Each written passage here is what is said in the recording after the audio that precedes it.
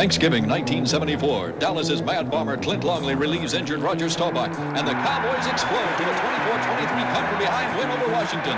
You saw it on CBS Sports.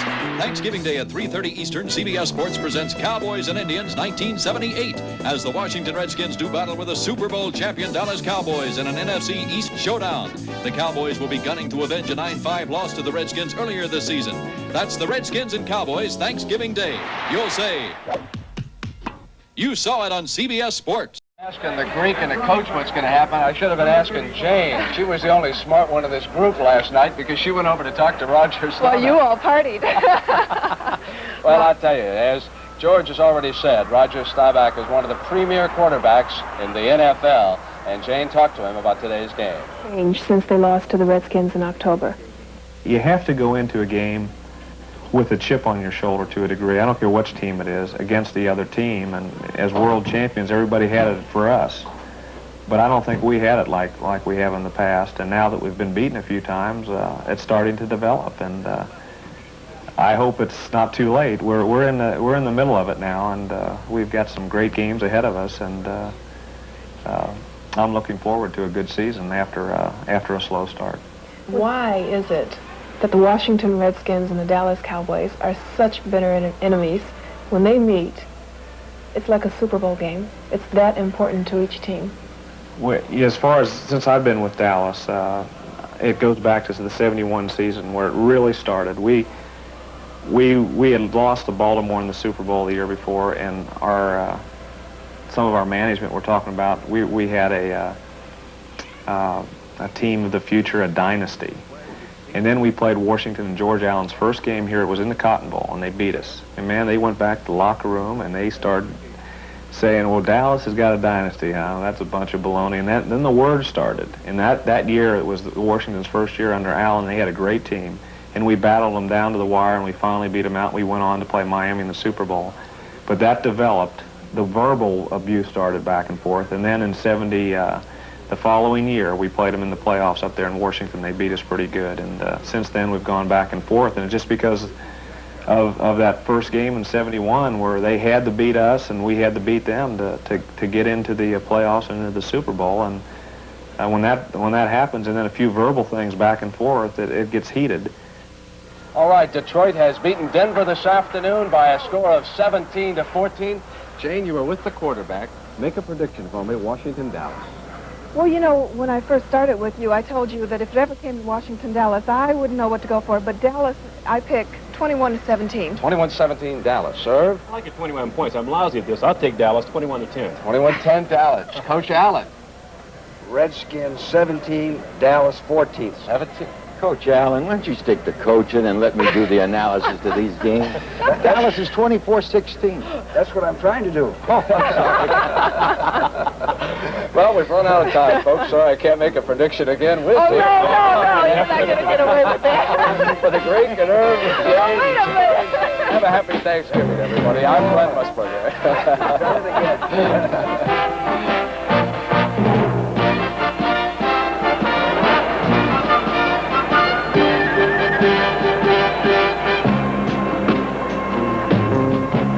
The Thanksgiving Day matchup between the Washington Redskins and those Dallas Cowboys. Joe Theismann will be the Washington quarterback. He has reclaimed that job from Billy Kilmer, and Roger Staubach will lead the Cowboys. Absolutely perfect weather on this Thanksgiving Day. You look at the Cowboys. The NFL on CBS. Today's game is sponsored by Schlitz. Beer makes it good. Schlitz makes it great. Firestone, makers of the new steel-belted Radio 721. Ask a friend about Firestone. And by Polaroid, inventors of instant pictures, and now instant movies.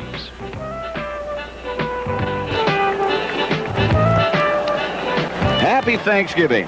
As you look at the Dallas Cowboy cheerleaders, as we said, happy Thanksgiving. I'm Pat Summerall with Tom Brookshire. What do you think? The atmosphere is electric. You can tell that. I'm sorry about the whole nation, but if everybody doesn't have butterflies right now, they should have. This is a great rivalry, and I'm thinking about the line of scrimmage, and I think Dallas will own the line of scrimmage both offensively and defensively, and Theismann's got to get John Riggins running summer. He can't even throw it every play, which we've said he may have to do. He may have to, indeed. When these two teams play, there is no atmosphere like it. Not about anywhere. Newhouse being hurt, do you think Laidlaw can fill in there on offense for Dallas? I think actually they don't suffer too much. That's not to say anything disparaging about Newhouse, but Laidlaw, I think, is perhaps a better pass receiver. Let's get down to the action. The Dallas Cowboys have won the toss, and they'll receive Mark Mosley's kickoff. Detroit beat Denver, as I'm sure you know, 17-14. This match between the Cowboys 8-4 and the Redskins 8-4. And Butch Johnson receives the kickoff back close to his own end zone. Slips at about the 18. Terry Anderson made the tackle. Let's look at the offense for Dallas.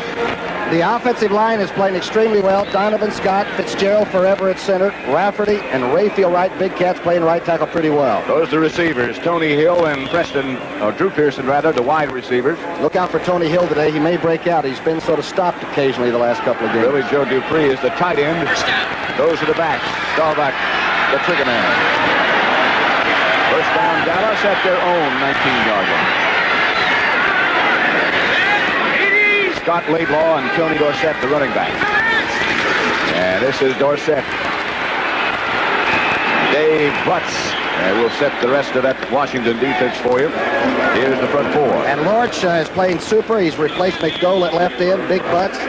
Brooks is really in his first start there as Diamond Talbot's back in the hospital. And Coy Bacon, he's leveled off to playing right end a little bit. The Redskin linebackers are active. Brad Dusek and Chris Hamburger on the outside. Harold McClinton, number 53, in the middle. And there's their secondary. And that secondary's hitting in that first Monday night game probably beat the Cowboys. They really can hit. Dorsett got about a yard on first down, so we'll make it 2nd and 9.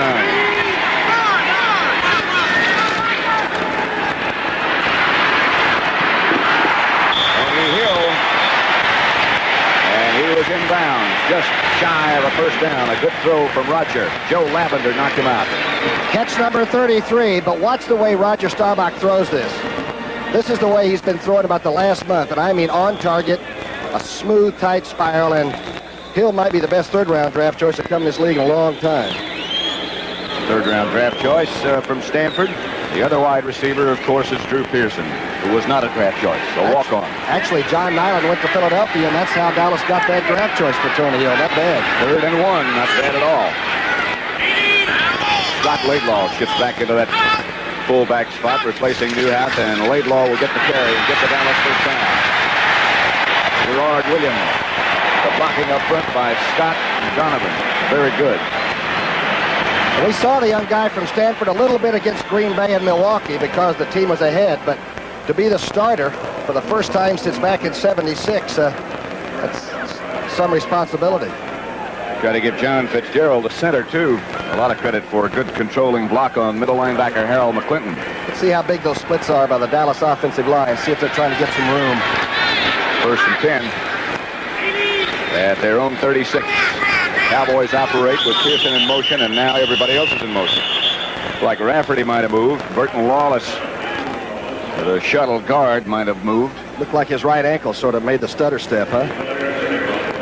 Of course, the early turnovers is really the reason Dallas had so many problems this season. They fumble 16 times, and when they do it early, sometimes Roger had to wait to get the offense on the field. False start, number 66. Offense, still first down. It was Burton Lawless that moved. And that was the voice of Dick Jorgensen, the referee. The umpire is John Keck. Dave Hawk is the head linesman. Line judge is Dick Hantack. The back judge, Liguri Haggerty. Side judge, Royal Cathcart. And the field judge is Dick Golak. So it'll be 1st and 15, Dallas. Dorsett goes down, and so does one of the officials' handkerchief. In the grasp of Dave Butts was Tony Dorsett. They're going to call Kenny Houston for unbuckling the head strap on Dorsett as he went by. Again, it's not an intentional foul. It's just one that the official feels they must call to protect people. Watch to the left of your screen. You'll see 27 show early. He's an all-pro, and he's super at playing off people and tried to make an equipment change on Dorsett. Didn't mean to. All's fair in love and war, right? That really doesn't matter. 27, defense, first down. It is an automatic first down, Dallas, as you look at Tom Landry. Jackie Smith and Billy Joe Dupree both in the Cowboy offense at the moment. First down, Cowboys, line of scrimmage, their own 39. No score. Dallas and Washington at Texas Stadium. Dorsett. 2 or 3, not much more than that. Like Perry Brooks is playing a sliding defensive tackle in there a little bit. Obviously, with Dyron, they can do more stunning. But I'll tell you, the secondary and the linebackers on the Redskins will make you pay. They are very tough and they're aggressive. They attack our defense. The score in the first game between these two teams this year was 9-5. There is Brooks, of whom Tom Brookshire was just speaking. First big start for him. 2nd and 7 situation right here.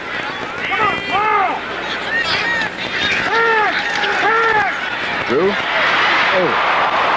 Gerard Williams almost got a hand on that one and perhaps was close to an interception. Close to getting beat up the sidelines, too. A short out. If you want to intercept that one, good luck. You won't be in the league very long. A great play by Pearson to make the catch. And you're right, number 45 had a pretty good shot at it.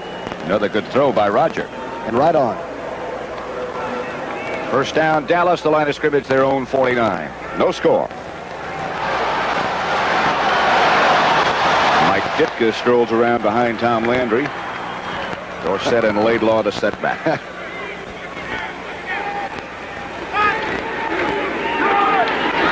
Tony B with no place to go.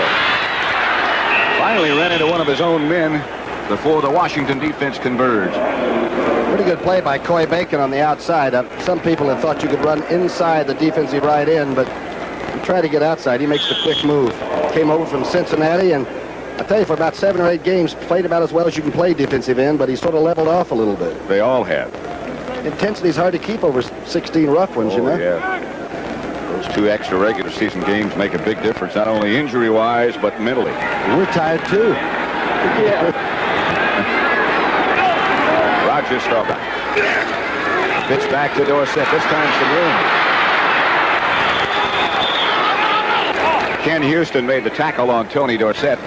And the ball showed up late, but the ball came loose. From the overhead camera, watch that play develop. This is from the eye. Nothing fancy about this. You've been seeing this if you've been watching football for about 45 years. But watch the ball almost be fumbled by Dorsett. He's got 9 coming in. Hello there. It'll be 3rd down now for the Cowboys.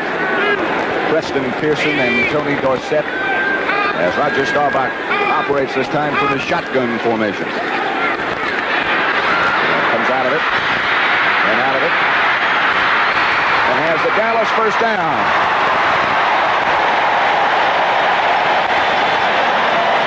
Lorch finally brought him down from behind, but Roger Staubach in Redskin territory. Roger has over a 5-yard rushing average, but I don't think this is the way you expect your quarterback to make a 3rd down conversion.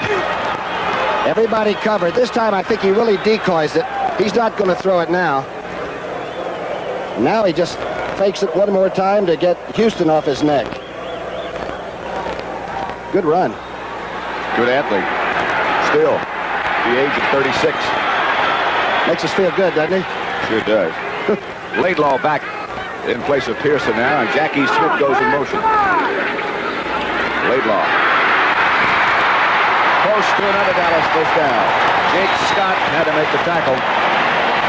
Great block by Tony Dorsett on the outside, number 33. And Donovan has just been out of sight. Watch to the right of your screen now. And you'll watch 33 lead the fullback through. He gets on Houston, who is a rough customer. Watch this. Watch him stay with this block. And then Houston throws him out of the ballpark. It's a good effort by Dorsett and a heck of a one by Laidlaw. Good block by Herbert Scott as well. First down, Dallas at the Redskin 22. 9:45 left to play. First quarter.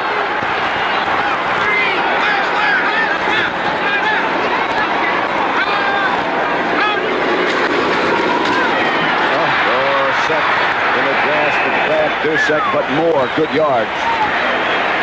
He does make that little wrinkle right in the line, doesn't he? Richie Pettibone, that's Jack Pardee in the white shirt.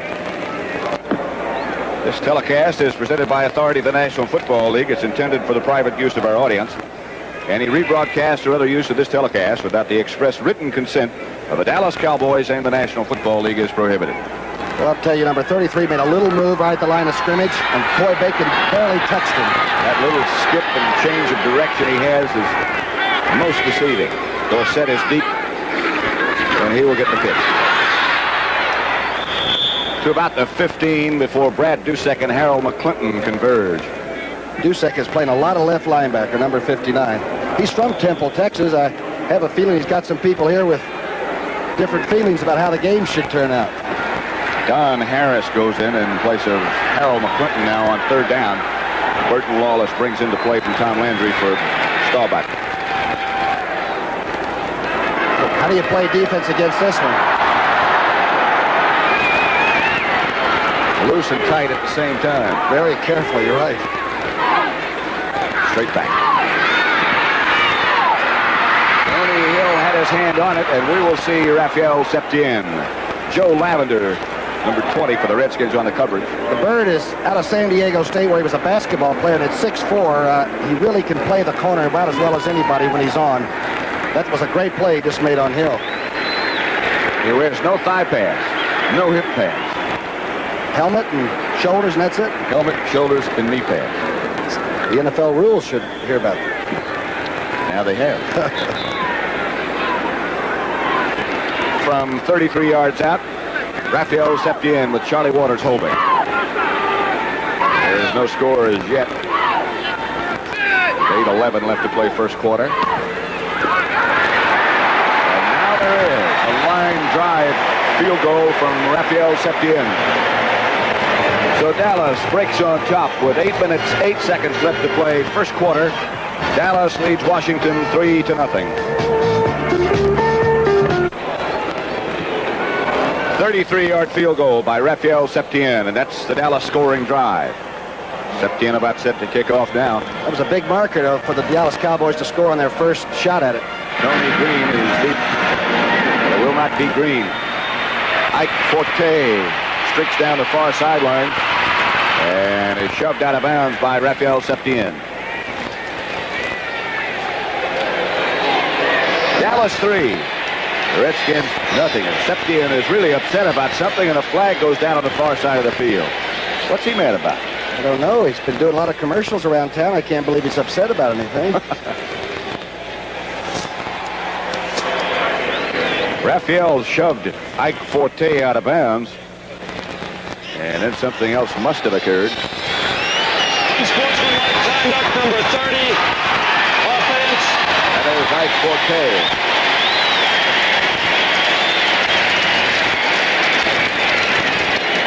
Is a stiff arm against the rules?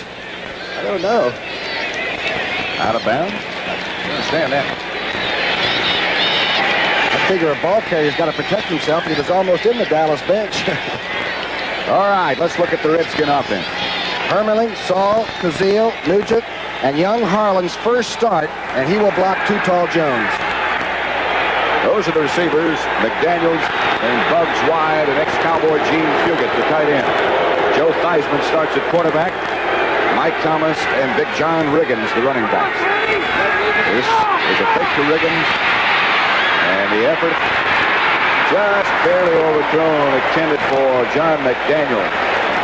Theismann took a shot. McDaniels had 100 yards worth of catches last week against St. Louis, and I think he had Benny Barnes by about a step.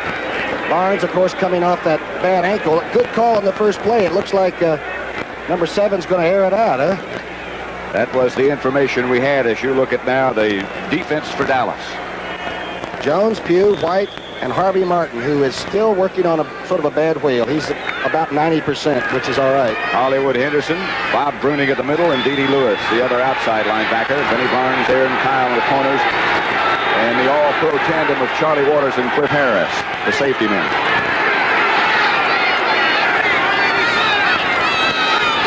Second and 10 Redskins. Theismann throws and overthrows. They intended for Mike Thomas, so it'll be third down, and they still need 10. A very tentative toss that time. to almost nobody in particular. Can't blame him. Looks like Tootall's getting a lot of penetration already. Line of scrimmage for the Redskins, and Joe Theismann is their own 15. Dallas leads it 3-0. Theismann off to a great start. Had a little slump toward the middle of the year, was replaced by Billy Kilmer, but has come back to start. He's kept the interceptions down. He's got 13, but this is a tough team to throw against in your own territory. They got the extra defensive back in now, the person with Randy Hughes. Tootall is after Theismann. He won't get him. Theismann is near a first down, but not quite. Wrapped up finally by Benny Barnes. If he'd had a rearview mirror that time, he might have quit the league, because you're right. 72 was bearing down.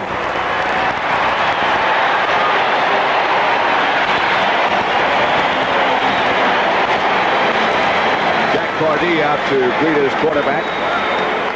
Mike Bragg, the Redskin punter. Butch Johnson deep for Dallas.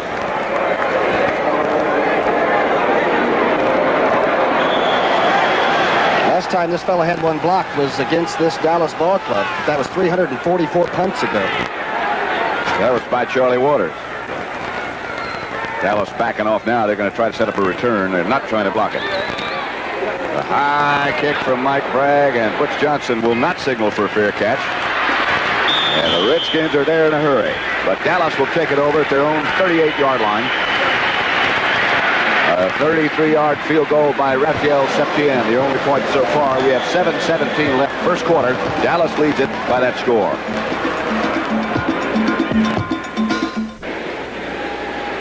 That well turned out, very astute-looking gentleman, of course, is Dallas Cowboy head coach Tom Landry. Washington defense has really got a series right now. They must play well. Dallas can't go down and get on the board in this drive, or it could be really a long one. Tony Hill out wide to the right and Drew Pearson left.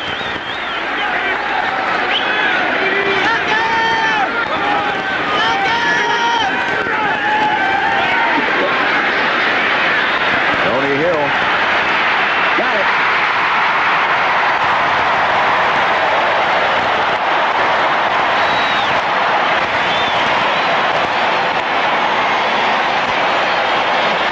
Roger Staubach brought Drew Pearson across under and got those safety men out so that Gerald Williams had man-to-man coverage. And watch Hill. The coverage is all right, the pass is super, and the catch is really typically Tony Hill. He just out-jumped him for it. Just good athletic ability. Gerard Williams is the man in the scramble with him, but he got the single coverage. That was a 49-yard pass completion from Roger Staubach to Tony Hill. You know how good that tackle was? You said the pass was right there, the catch, and the talent that had all the ingredients. First down, Dallas. The Redskin 13, they'll operate from there. Straight ahead is Dorsett. 2 or 3. Harold McClinton, the middle linebacker, led the Redskin defensive charge.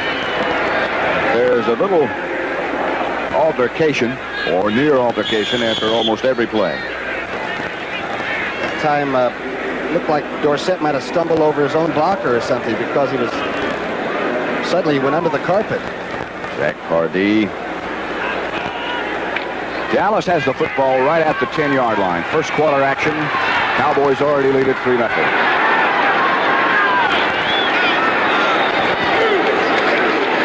Laidlaw near the 5. Harold McClinton and Kenny Houston again involved in the stop. Sort of a misdirection play by the offensive line. They looked like they were going to the right side and ran off the skinny block down on the weak side. Skinny block? Well, it's not as firm.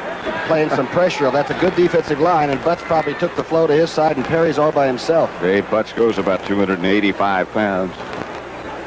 I thought we might see them in a 3 a little bit today, you know it? Considering that Dyron Talbot's not playing. With Butts in front of the center. Third down. At the Redskins 5, it is Dorsett. Dorsett is close to a first down. Maybe not, but close. Great play by Kenny Houston, number 27. He's 6'3", a safety man, about 190 pounds, but watch 27 come up and start playing people off. There's Dusek trying to get the guard out of the way. Here's 27. Manages to stay on his feet and stop most of that forward motion. That was Burton Lawless out in front of Dorsett, and he did a good job. You come back live now. Raphael Septien is in the game. They're going to try for 3. Trying to go wide with perhaps the best outside runner in football. I'll tell you one thing, the Redskins are tough, especially inside the 10. Dorsett got it just across the 5. Charlie Waters now kneeling at the 11-yard line, so this will be a 21-yard field goal attempt by Raphael Septien. He hit one from 33 earlier. He's 5 for 5 from this distance. Split it. It is now Dallas 6 and Washington nothing with 4 minutes and 35 seconds left to play in quarter number 1 at Texas Stadium. Raphael Septien will kick off. Tony Green, the explosive one, is in the middle for Washington. He'll have a chance with this one. Septien chases it back in the end zone, and Tony Green comes out. 2 flags are down on the far side of the field as Aaron Kyle made the tackle on Tony Green, and again they shove and push a little bit. Boy, I'll tell you, does he scare you, huh? Dangerous man. It's the first time I've seen Dallas go down and just sort of make sure he doesn't break it all the way. They allowed him to have a lot on the run back just to make sure he didn't break it. A preliminary call is clipping against the Redskins, and they'll bring it back closer to the Dallas goal line. It is Dallas 6, Washington nothing. We've had so many clips on kickoffs this year, they may have to outlaw the kickoffs. Almost every one, it seems like. Here it is. Personal foul, clipping, number 50 on the return, first down. That is our friend Pete Wysocki. And he really didn't get a good shot at him. Larry Brinson, who does a whale of a job on special teams, was the clippee.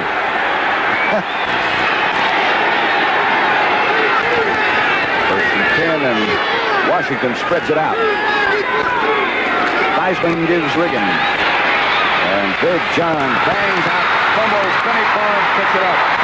Barnes to the 10. Benny Barnes will have it for Dallas inside the 10. And the Cowboys threaten to break it wide open. And that's only the 8th fumble that the Cowboys have recovered of the opposition. This is a big turnover early for a team you can't give the ball back to. Looked like Riggins just moved the right arm a little bit on the drive. He was trying to get rid of his tackler. The hit by Bob Brunig and Randy White, I believe, caused it. Good block by Nugent on the outside. Gets one of the big, good running backs around. I'm telling you, I think it was Randy White that caused it, number 54. That's Benny Barnes, of course, who picked it up, number 31. It'll be first and goal, Dallas, at the Redskins 6. These teams tied for the lead in the NFC East with 8-4 records. Somebody's going to come out of here in second place. First and goal, Dallas. 4:13 left to play first quarter.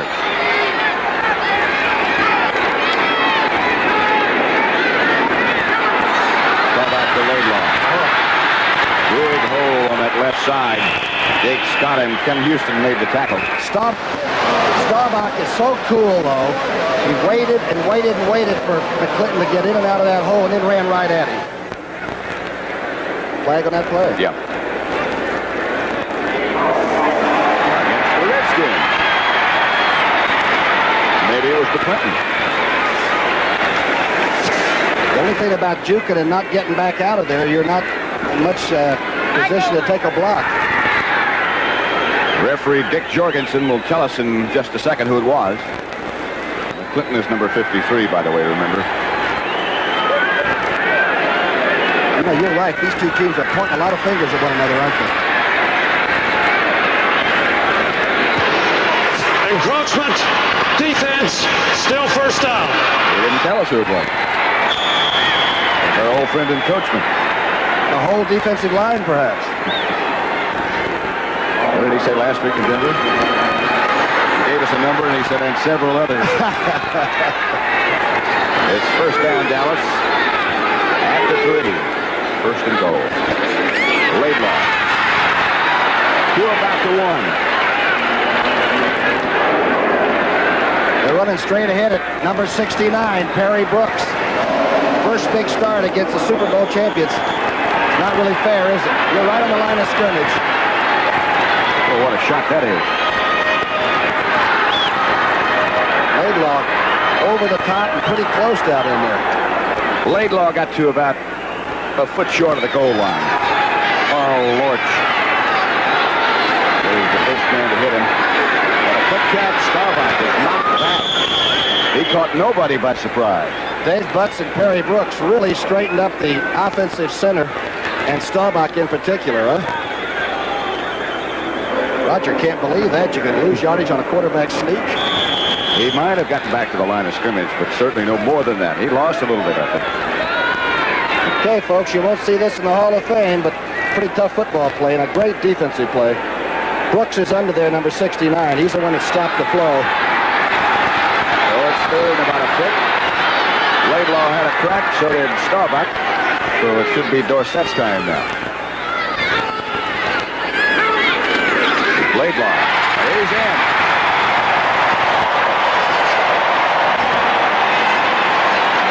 First touchdown rushing for Scott Laidlaw this year. And he's only carried it about 28 times.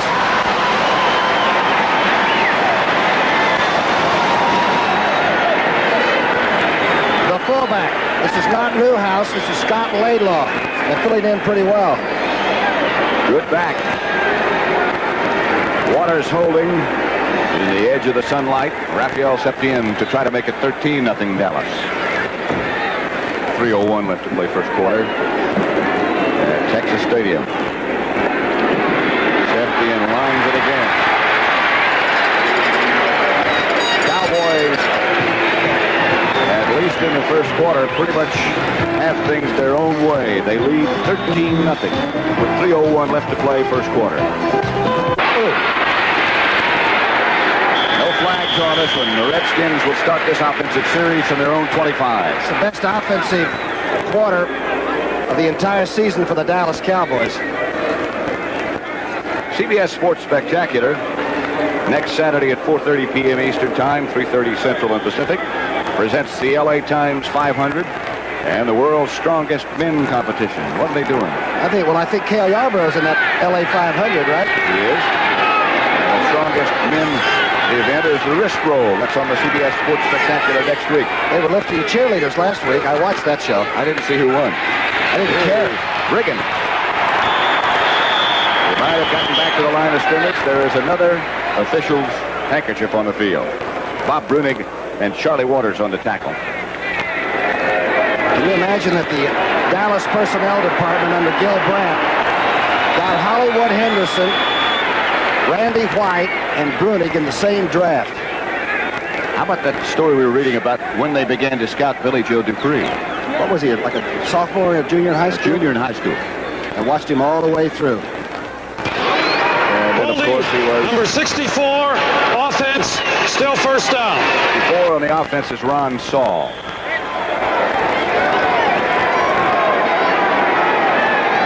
Room service. A lot to cheer about at the moment.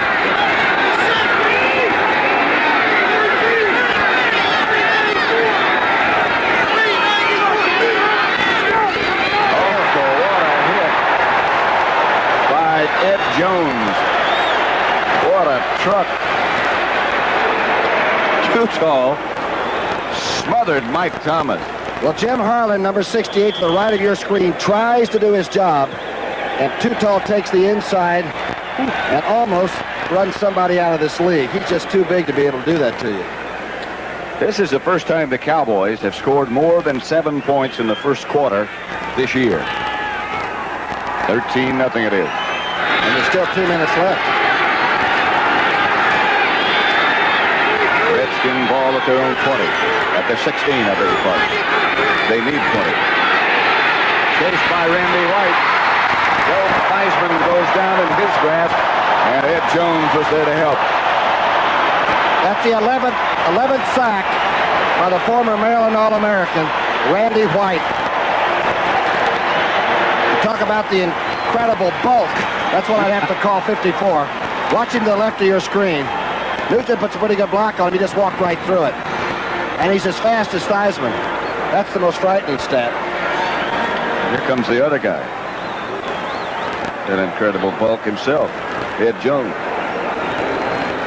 Another angle of the same awful story, huh? How can a quarterback throw under 575 pounds? Yeah. 3rd and 31. Dallas leads at 13-0. Riggins breaks to the outside, gets a few, 5 or 6, not nearly enough for a first down. Benny Barnes and Aaron Kyle stop him. Listen to the hand for the defense. A standing ovation. People are standing for the defense.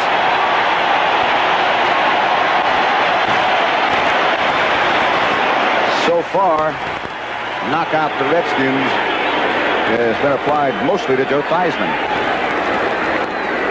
Mike Braggs will stand back in his own end zone. Butch Johnson deep for Dallas. The center for the Redskins is Ted Frisch.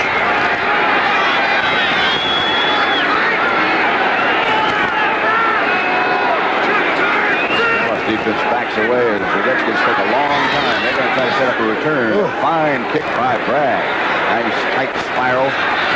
Butch cannot get back to midfield. Good coverage by Washington. That's been their trademark for years.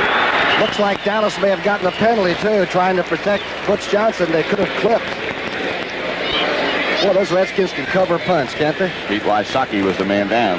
And that's got to be effort, you know it? That is just going down and getting it done. Dick Jorgensen says it is going to be clipping. And they'll move the Cowboys back. We have 27 seconds left to play in the first quarter now.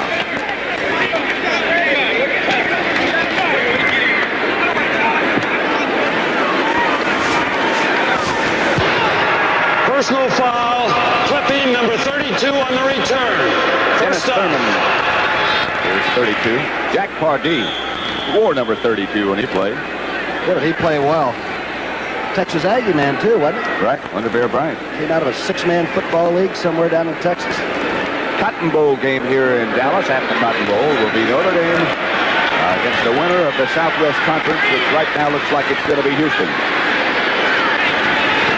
They have 2 games left yet. Here is Scott Laidlaw breaking into the Washington secondary and breaking. Laidlaw to the 40, 30, 10, 8. Joe Lavender caught him.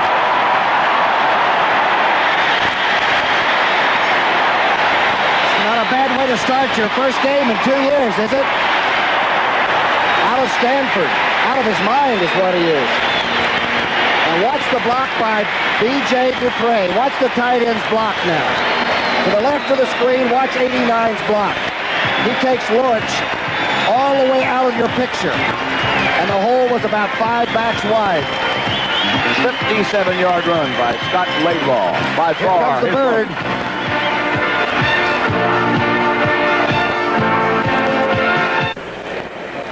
Robert Newhouse, with a broken bone in his right leg, will be out about 3 weeks. There he is. Got the wrong color shirt on. It's a Redskin color. Some player, huh? I call him the Rhino, but he is some kind of a great football player for Dallas. What are you going to name Laidlaw? What are we going to call him? The scientist. He's from Stanford, you know. It is first and goal Dallas at the Redskin 9. They already lead it 13-0.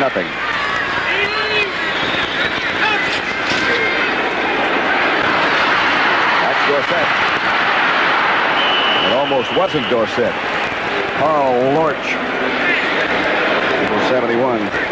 Cut it off. You don't think Kenny Houston measured him, do you? Watch to the right of your screen. Watch number 27 come up and look him right in the eye. Hello there. Show me what you've got. Play's over. No place to go. That run by Scott Laidlaw, by the way, is the longest of his career. The longest one before that was 28 yards back in 1976. It's going to have some kind of totals for today, yeah. Huh? 6 carries, 85 yards already. You've been negotiating with Schramm right after the game. Tony Dorsett and Scott Laidlaw. Then Dallas setbacks and a whistles blow.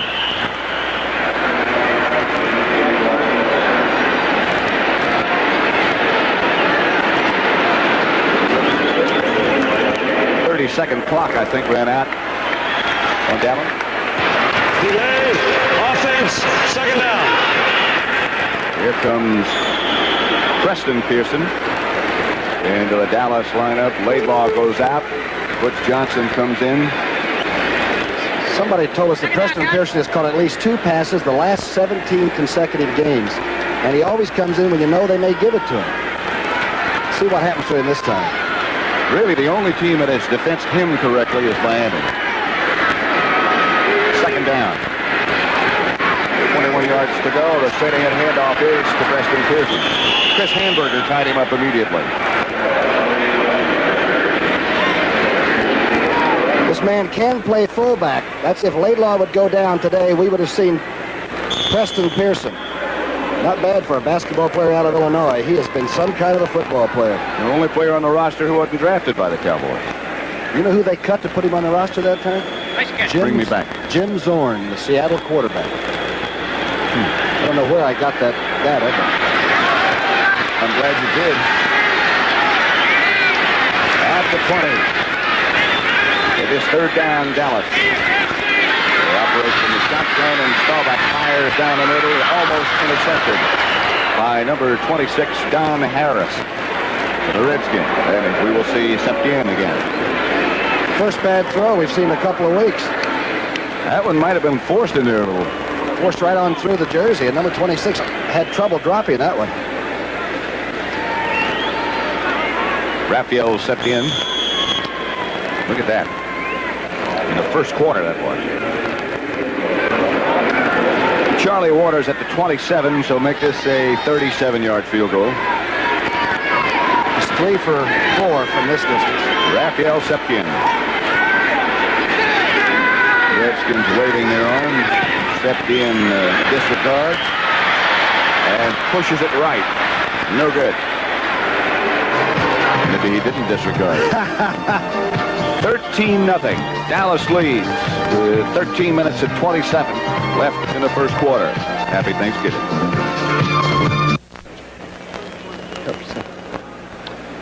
The Redskins have yet to make a first down in this contest. Cowboys lead 13-0. That is Danny White loosening on the Dallas sideline. I didn't see anything happen to Roger Staubach. But we'll see. Joe Theismann quarterbacks these Redskins, takes to Riggins and has no place to go. Harvey Martin and Bob Brunick converge as Dallas defense has been overpowering. I'm not sure what this play is supposed to be. Maybe he didn't get the handoff. He tries to give it to Riggins, and Riggins didn't think he was going to receive the football, so Theismann very alertly just takes it with him. I think he was trying to get that to 44. I think he was too. Well, it's hard to establish a running game when you're down 13-0. Again, keeping your own territory, though. Second and 12 situation. Gene Fugit is split wide to the right. McDaniel goes in motion, and Theismann drops. And throws. Incomplete. D.D. Lewis got a hand on it and deflected it away from McDaniel.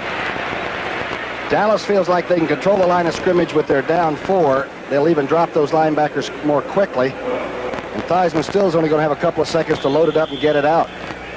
And the only effective people throwing the ball against Dallas have thrown it long and over the corners, it seems to me like this year. And early, like first down. And they had some success with the tight end occasion. There's Too Tall Jones, who really isn't too tall. He's too awesome.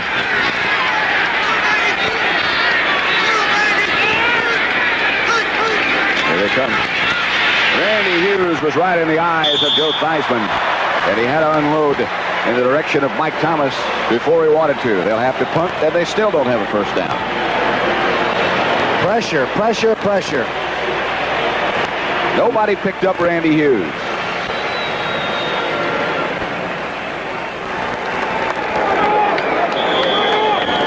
Theismann talking now to Joe Walton, the offensive coordinator, and they got problems. Mike Bragg, and they try to block this one, but Bragg comes down with a high snap and still gets away a good kick. With Johnson with a fair catch. Flag is down back at the line of scrimmage. So they have to bring us back. Great punt when you have to jump up for the snap and come back down. And that time Dallas was trying to block it from the right side. to make him do it again.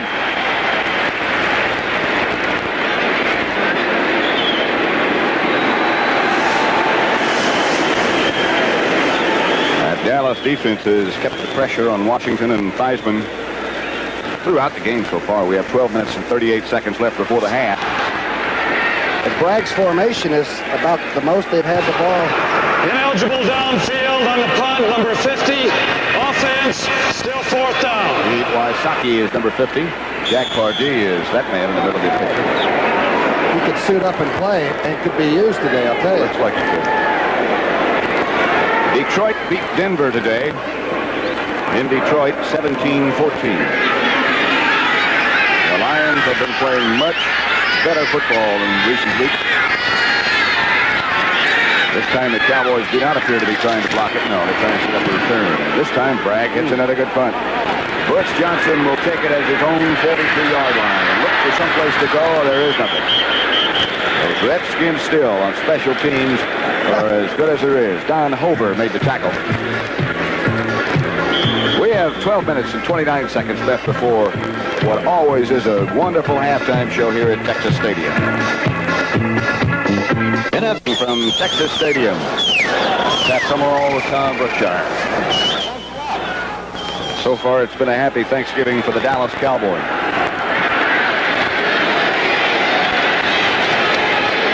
Thanks to Sam Huff to bring us that turkey. It's a good-looking bird, I'll tell you that. Roger Staubach going deep, but Drew Pearson, he's wide open. Got it.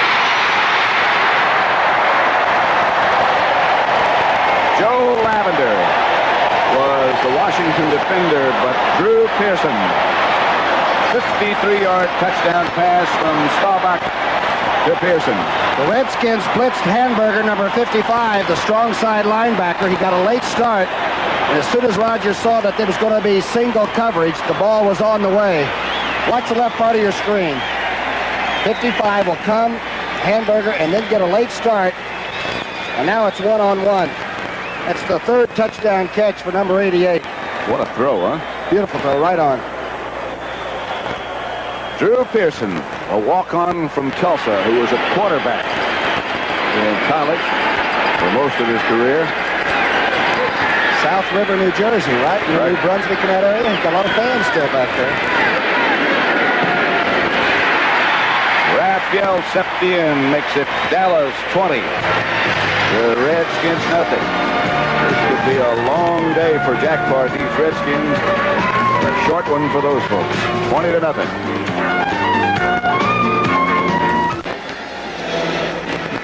There's Drew Pearson. Classy man, too. I'm on. He said, tell everybody in South River, New Jersey, I'm still alive and kicking. And catching. Oh, what a kickoff by Septien. All the way out of the end zone, Raphael Septien hits it over Tony Green's head. Don Harris back there, too. Fields it. Raphael must have gotten some good nachos last night. Really hit that one hard, didn't he? Does that affect your feet? Really, it helps your leg. They'll start from the 20 then, with Joe Theismann still the Redskin quarterback. No sign of Mr. Kilmer loosening up yet. Theismann has Mike Thomas and John Riggins behind him. Protection this time lasts for a while. It's intended for Gene Puget and behind him. Looks like Ed Jones might be hurt. He is. I think that's Jethro Pugh. It's not Ed Jones, it's Jethro Pugh. I'm sorry. Looked like somebody just used a real quick cut block on the line of scrimmage, and Jethro's been carrying a bad knee around for many great seasons. Nobody plays a run probably better than Jethro. This looks like a knee for Jethro. Year number 14 out of Elizabeth City College. Right. Their Sun Bowl, Texas against Maryland, will take place on the 23rd of December. We will be there. Where's that? Good old El Paso. El Paso. Are we supposed to ride in a parade this year? Do you know? Well, my horse refused to allow me to mount the last time. He wouldn't take you back, huh? I could walk alongside him, but that was it. Number 9 ranked Texas.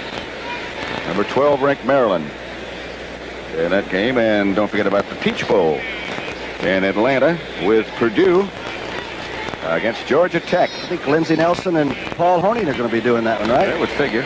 Georgia Tech's got one of their best running backs in the country. I don't know if you've seen him or not. Yes. Eddie Lee Ivory. He's also about a 3.6 student in pretty tough school.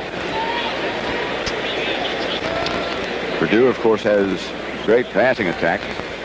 Dallas bench right now very subdued because of the injury to the veteran Jethro Pugh. I don't know how the men on the line of scrimmage do it week after week after week. Jethro is up and much concern from Tom Landry. Jethro looks like he's walking pretty well. He's walking pretty well. What a horse, huh? Very quietly does his job. 14 seasons. Dallas Dr. Knight in the cowboy hat off to Jethro's left. We've always remarked, though, that at this stage of the season, the Cowboys are so healthy. You know, they must really take good care of themselves in the offseason. Larry Cole has taken the place of Jethro Pugh. What a workman he is. He can play anywhere. Outside. Ricky Thompson. He is taken out of bounds by Randy White. Randy White plays secondary and defensive tackle. Recall when Nat Moore had a big pass in the Miami game, and the person that was gaining on him down the stretch was a 254-pound defensive tackle named White. We saw Ezra Johnson, who weighs about 250, run down Haven Moses last week, too. So don't think because they're big they can't run. There's Jethro Pugh, and it's something that requires them taking his socks off. That was Larry Cole who took his place. Third and short for Washington. The Redskins still don't have a first down. And they still don't. Ed Jones was the first man to make contact. Looked like Randy White stayed low on the far side. And Brunig, the middle linebacker, really sealed it. Watch this. You're behind the offense. You play defense. There's 54. And too tall Jones coming over the top. He launched that whole long body about 5 yards to get part of this. Watch this. Watch 72. He slid his feet all the way under to get that position. 10 first downs for Dallas, and that's not a misprint. None for Washington. Mike Bragg with Butch Johnson back deep for Dallas, standing in the sunlight back there. Ted Frisch is the Washington senator, and he is one of the very best at this. This one comes off the side of the foot, and Butch Johnson says, look out, get away from it. It keeps bouncing down inside the 30 to about the 29, where Don Harris makes sure it stays there. And Dallas will take it over. They lead 20-0. We have 10 minutes and 48 seconds left to play in the first half. And it's already 20-0 Dallas.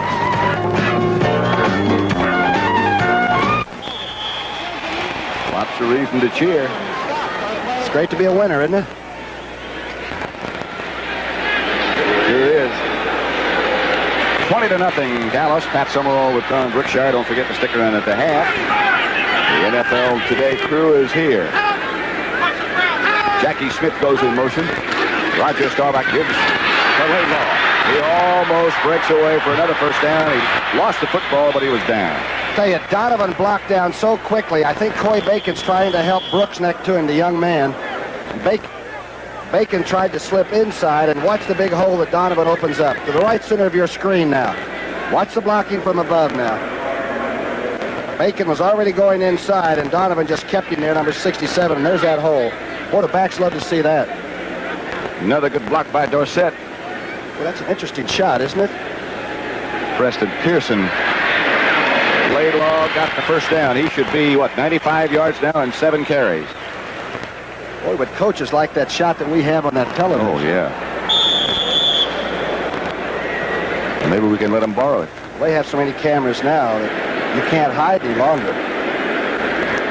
10.5 minutes left to play in the first half at Texas Stadium in Dallas, where the Cowboys lead the Redskins now 20-0. And they have dominated thoroughly.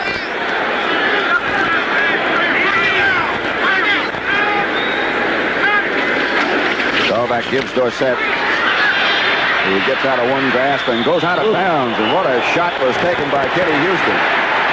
And Dorsett retaliated. And now there's a flag down. It looked like Houston threw the elbow. He gained about 4. It's against the Redskins. Houston is really upset. He's been all-pro more seasons than I played. Watch this. Watch number 27. He plays off the block and should have had the flag dropped right on his head. Personal foul, blow to the head, 27, defense, first down. Personal foul, a blow to the head. Jethro Pugh, by the way, we have just been informed, has twisted his right knee. He will remain in the locker room for the rest of the first half. We don't know how serious it is. As soon as we do, we'll let you know. The big elbow shot has got to stop, though, you know it? Blatantly out in the open field that way. Cut it down. We don't want high school kids thinking that way. That's an overhead right. First down, Cowboys. They lead it already 20-0. 10:06 left first half. It's Staubach is going to try for more. In the direction of Drew Pearson, and he's got it. Billy Joe Dupree over blocking and knocking folks around. Jake Scott was the tackler, but a good catch again by Drew. You want to see a soft set of hands. Watch the catch of this very fine pass, but it's thrown high. Roger has to get it over because this is a 6 pattern, and that's the flanker coming under. Look at this catch. And now there's a little bit of rumble activity, and Billy Joe comes over to make sure his guy's all right. There's Gerard Williams, the second Redskin, to arrive after Jake Scott made the tackle on Drew Pearson. First down, Cowboys at the 21 of Washington. Dallas leads at 29-0 and trying to get more. Pitch back Dorsett. He'll have 4 or 5. The ball is loose. But they say it was down. Mike Curtis was one of the tacklers at 32. Mike Curtis was bulldog at number 33 for about 5 yards. But I got to see if it's a fumble or not. Let's see if he's still up or if he's on the ground when the ball comes out. Here comes Curtis, former Colt you recall for years.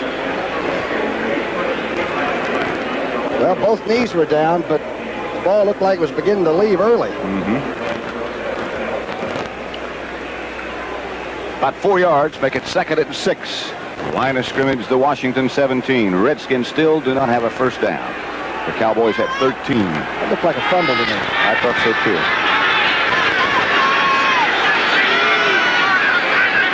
Staubach gives to Laidlaw. And Scott pulls down inside the 15 to about 12. Harold McQuinton. And Tempers continue to flare. Coy Bacon. And Billy Joe Dupree. Nose to nose. Every play, and now the official must call people together and say, come on, are you going to play football on national television or are you going to look foolish? Rafferty goes out. Lawless comes in with the play.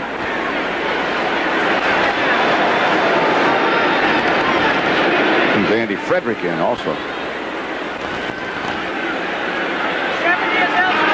And Andy Frederick at right tackle. And Raphael Wright is the tight end on the right side. Technically, they have 3 tight ends in the game at the moment. Fumble, and the Redskins get it back. Just made the fumble recovery, did Joe Lavender before he skidded out of bounds. And almost lost his shirt. The Redskins have been flirting with getting a turnover, and they finally got it. Bad handoff from almost the inception. Laidlaw's trying for it. Just in bounds. Never really had it. Look who's chasing that ball for Dallas. Lavender made the recovery, but Roger Staubach was over. The Redskins will take it over at their own 14. First and 10, 8:19 left to play in the first half. Mike Thomas and John Riggins are the running backs behind Joe Theismann, and he drops the pass, and the referee drops the flag. Caught by McDaniel. Thomas left early. I think he was in motion. He was running a swing pattern and just beat it by about half a second. They'll bring it back. That would have been the Redskins' first down. When you're down 20-0, you start pressuring yourself. It's an individual thing. Now you've got to cool it and say, hey, we only play well if we're sort of relaxed and ready, not tense. Really, at this point in the season, obviously you have to start thinking about the playoff possibilities. If the Cowboys win, they would be 9-4 in the same. Illegal motion, number 22, offense, still first down. Of course, applies to the Redskins. Their record going in was 8-4. The Redskins are really hurt, and they were a little thin to start with, Patrick. Pardee's got a real problem going down the stretch. They started off like champions. But the machine is sputtered as Theismann drops. Is chased, and it's overthrown, intended for Mike Thomas. Bob Brunig on the coverage.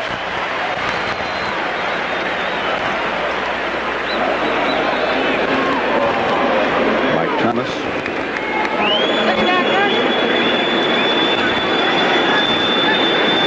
Guess who's in the booth with us right now? Richard Petty. Hey, Rich. Is he getting the mic ready for us? Well, you can use part of this. All right, okay. I see the camera. Richard's here with us. What do you got coming up? Stay tuned. It's a big thing coming up. Okay, it's great to have you here. You love this football, huh?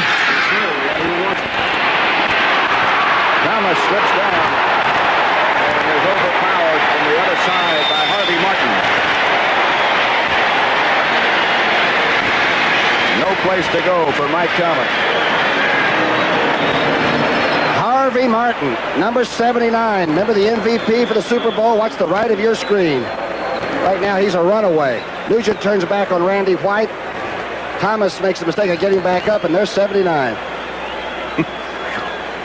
Didn't stay back up very long. He's had the bad wheel all year, but it looks like his knee might be feeling better.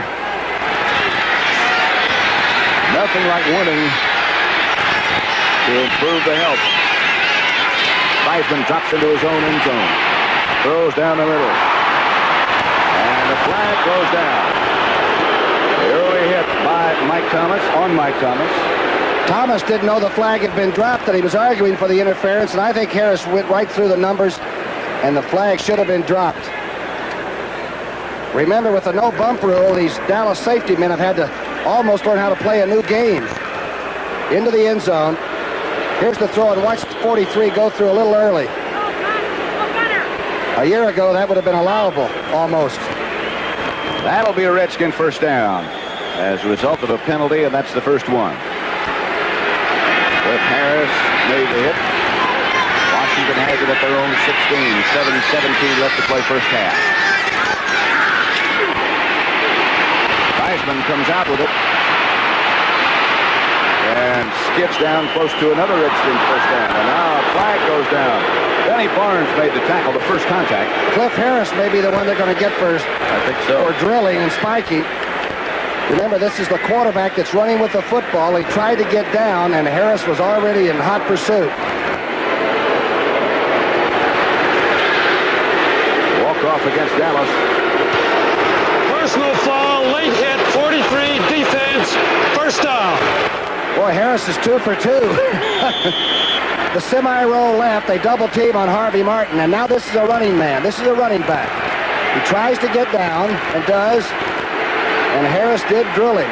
Forget that, young people, forget that. Redskins give the ball to Mike Thomas. He swings outside, and guess who made the tackle? Cliff Harris. 3 for 3 now. It's a contact game, there's no doubt about that.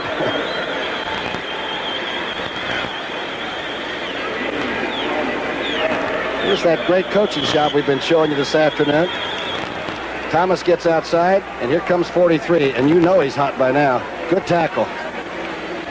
Sky Eye showed you that view. Sky Eye. 5-yard pickup from Thomas.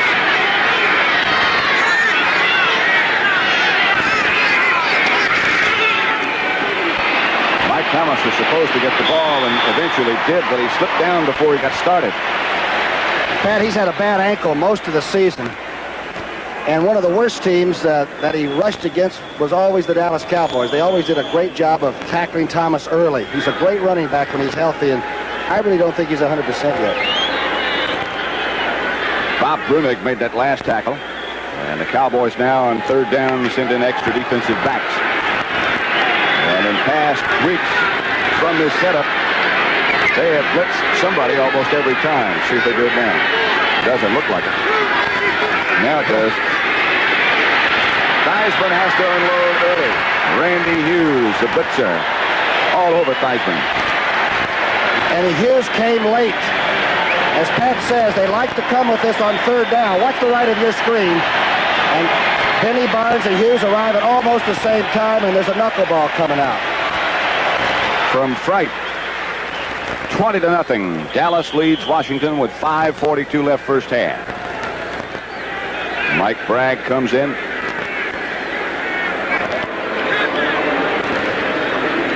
It's the most efficient squad that the Skins have had, though. They've covered these punts like a bunch of barbarians. They really have been going down under them. Butch Johnson back deep for Dallas, standing at his own 15. They're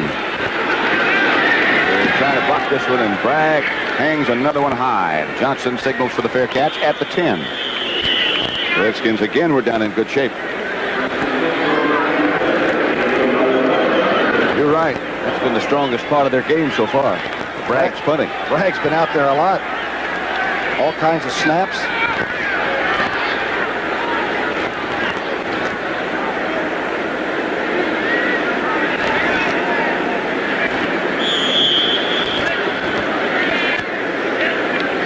Richard Petty, you have that microphone there now? Okay, tell us a little bit about what's coming up now you were talking about. Well, really, Phoenix this weekend, and our big race starting next season will be Daytona Beach. That's going to be the thing that everybody's pointing toward right now. A lot of money, but it's still dangerous work for you, isn't it? Well, I don't think it's too dangerous. These boys here limp around a lot more than I do. Good to have you with us. Thank you for coming by. Okay, appreciate it. Richard Petty, one of the all-timers. Thank you, Richard. Scott Laidlaw, the ball carrier for Dallas, and Harold McClinton made the Washington tackle. Rick!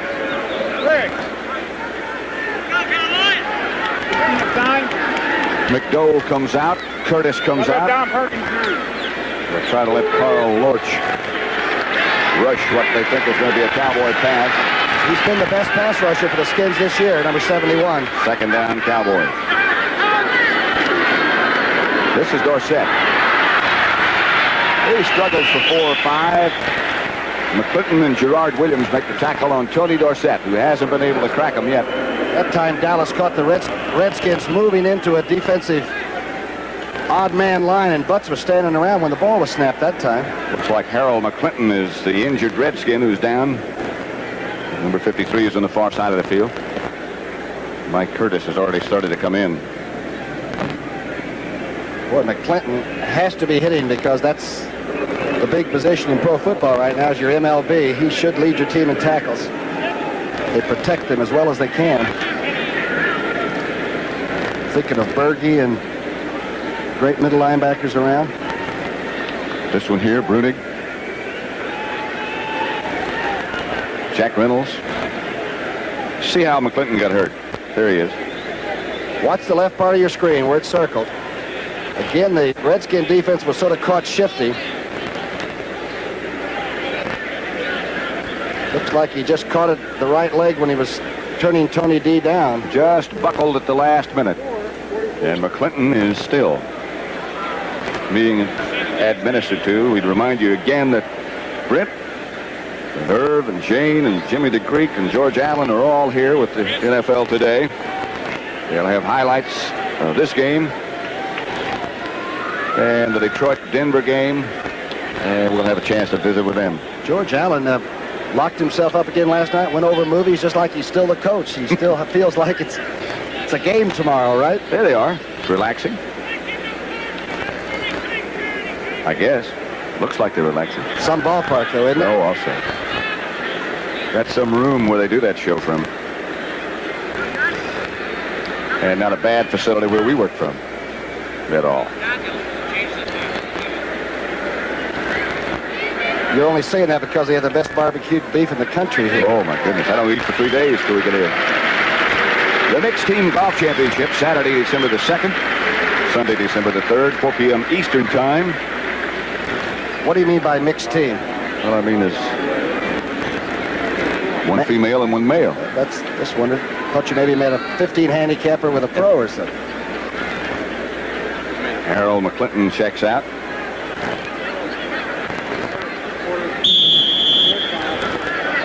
Mike Curtis will take his place. 20-0. The Dallas Cowboys over the Redskins. Dallas has the football, 3rd and 2. 4.5 minutes left to play in the first half.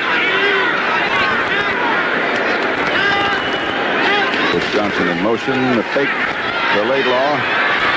The throw is to Billy Joe Dupree. It'll be a Dallas first down, and down he goes. Dave Butts, one of the tacklers, along with Chris Hamburger. Roger really knows the offensive line is going to give him time, though. Watch him this time. Look first for Tony Hill deep, then Dorsett short, and finally decides I'll hit Dupree, who is hooking up. Now watch how long Roger studies his receivers. No. I still got a little time. I think I'll just squeeze off the round right there. And there's B.J. Offensive line's doing a great job for him. He had a lot of time, and when you give him that much time, he's going to beat you. Almost any NFL quarterback will. Washington now in a 3-man front. They'll give this to Laidlaw. Mike Curtis wraps him up early.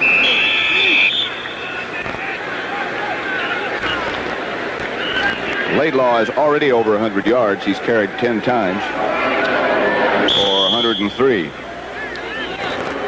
Their defense is still strapping it to Dallas pretty hard, though. You know, some of the hardest tackling. There's never a solo tackle right now. There are about 5 skins in on each and every one of them. Cowboys lead 20-0.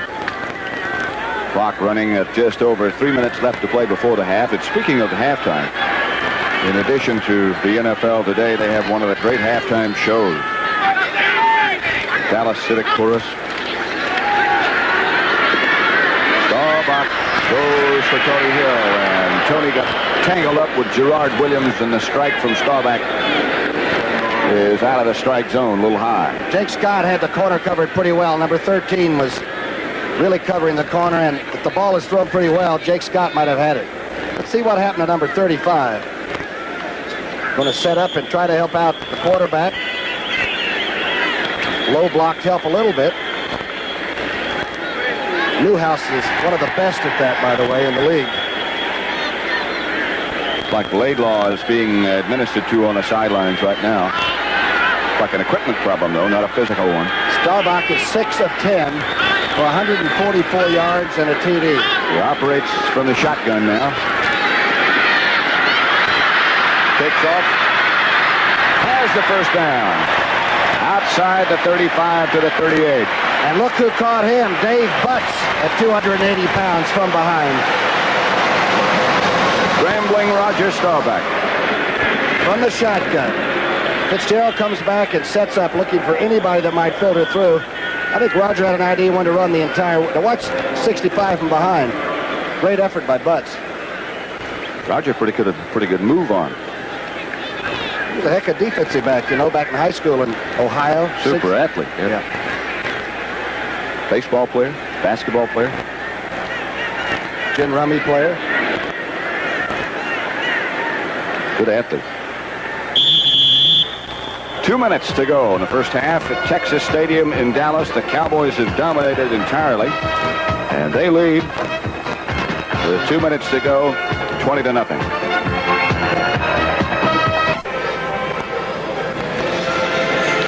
Dallas 20, Washington nothing.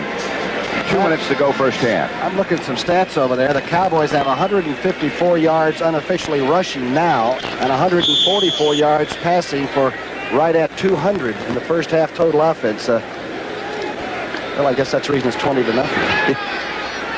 Scott Laidlaw has over 100.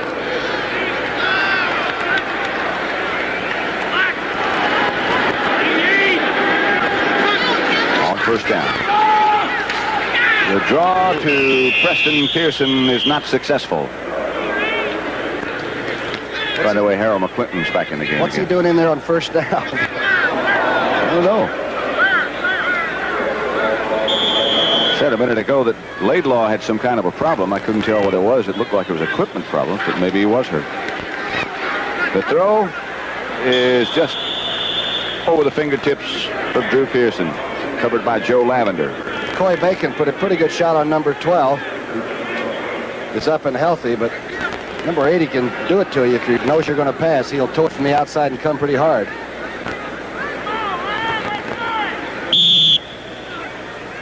Can the Redskins turn it around? Can they go in at halftime and regroup? It looks like Dallas may have lost a little zip this last series.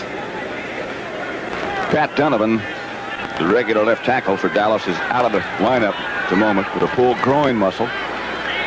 Andy Frederick has taken his place.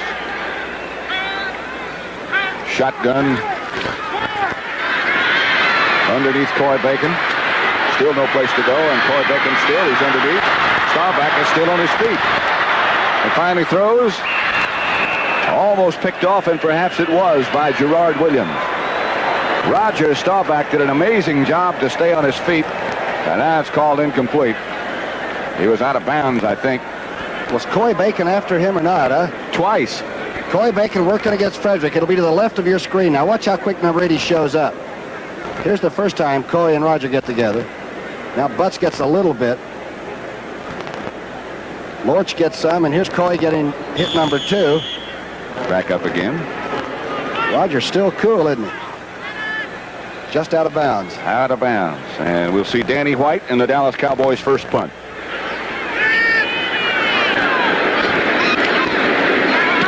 Direction of Tony Green, and he puts up the hand for the fair catch. And wisely so, as Thomas Henderson was staring him in the face. I'll rephrase my question. Do you think the Redskins can go in at halftime and maybe turn it around? Does it look like Dallas has lost a little of that intensity? It does to me. They were even sloppy on that punt thing. The Dallas defense, however, has played extremely well. The offense looks like it's lost a little of that spark. Both teams have all of their timeouts left, 3. Washington ball at their own 24. A minute, 15 seconds left before the half. There's no Jurgensen to call on now. I wonder if Billy Kilmer might come on in the second half. That, I suppose, is a very definite possibility, as Theismann's been running for his life. And look out. Randy White chasing. Theismann throws high. Randy White had his hand around his collar, but still does. Danny Buggs had fallen down or something because he was like on his knees, and Theismann has no time to throw flutter balls. He's got to really zip it when he's on the move like that. Hasn't been a particularly good first half for one Joe Theismann. 1 completion, 9 yards. Guess if you're the second quarterback, maybe you don't want to come in. Billy Kilmer is standing down by the Redskin bench. Don't know exactly where she's standing.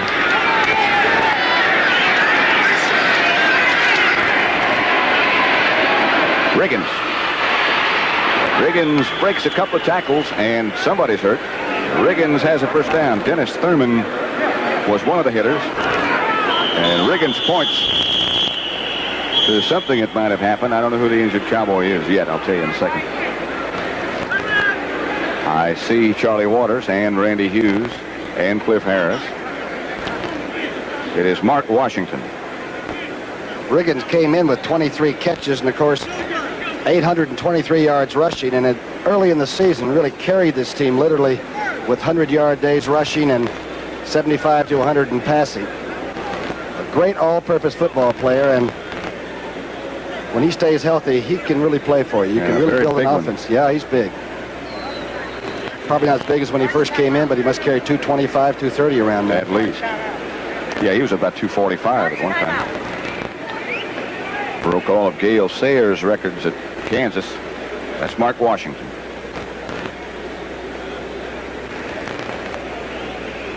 Jack Pardee has had his conversation with Joe Theismann. Riggins has 1 catch for 12 yards, the play you just saw, and Thompson has 1 for 4 yards. 2 for 10 for 21 yards for the aerial game. Mark Washington had a bad knee and had been playing with difficulty. Don't forget the CBS Sports Spectacular next Saturday at 4:30 p.m. Eastern Time, 3:30 Central and Pacific. The LA Times 500 and the world's strongest men. What are they doing this time, the strongest men again? The wrist roll.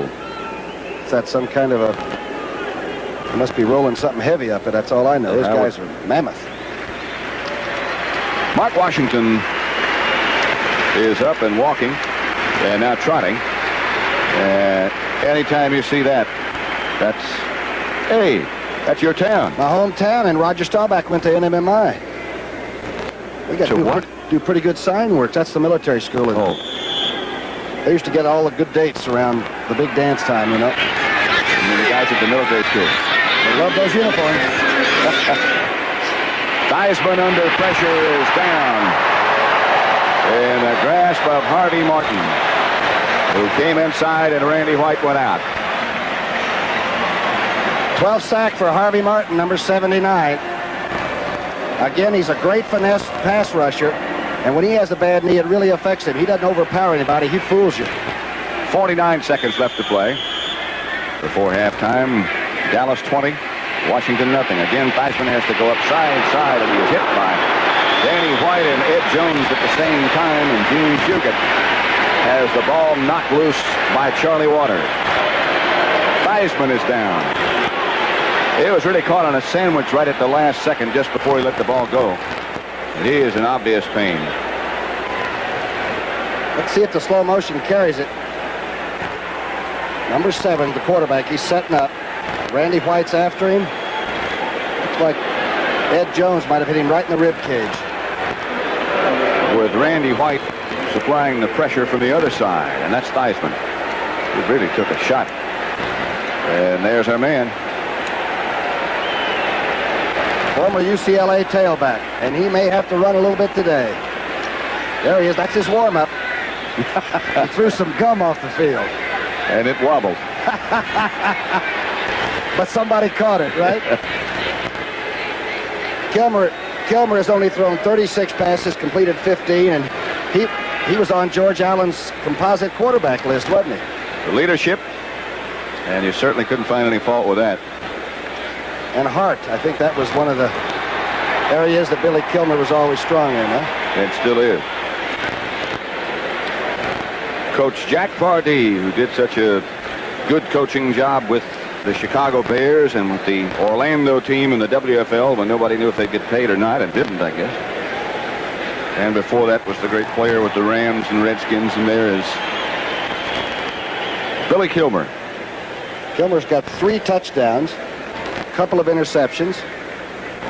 He might have an idea because he's played some great football against Dallas over the years. Remember a couple of years ago he had 3 TD passes and beat Dallas late in the year on a must situation? Theismann looks like it's not serious. And that was not a late hit or a cheap shot. That was just 2 linemen that made contact with the quarterback.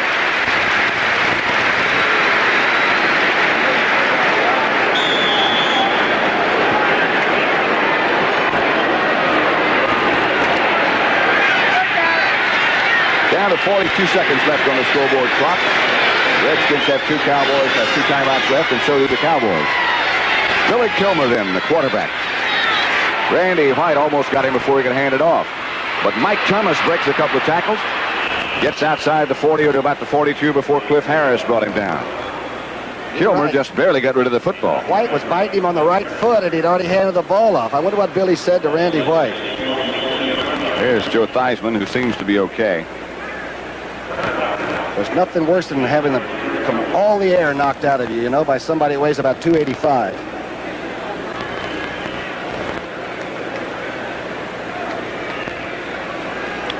He does seem to be okay. It'll be 4th down, Redskins. 25 seconds to go in the first half. Dallas leads 20-0. Don't forget at the half, they'll join Brent, Jane, Nerve, and their 2 friends on either side there, Jimmy DeGreek and George Allen. Get their opinions of what's been an awesome show, really, by Dallas. As a rule, people don't like to play on the Thanksgiving Day game because you only get the 4 days to prepare. But after it's over, you got 10 days to rest. That's a plus. And Dallas has New England next, right? Here. Mike Bragg's punt is almost hit by Guy Brown. Makes a little Dallas bounce. The Redskins down it. Mark Murphy was there. And the Cowboys will take over with 1 timeout remaining. Mark Washington, the word is, had the wind knocked out of him. He also suffered a bruised back. He will be checked at the half, along with Pat Donovan and Jethro Pugh. Gilmer is putting back on his working hat. That's a Ron McDowell cap. Dancing bear insignia on him. You want to see a pass rush, you may get one out of Coy Bacon this time. I don't know what Roger's going to do for 15 seconds. I imagine he'll just hand it off and run it out. We let him do that.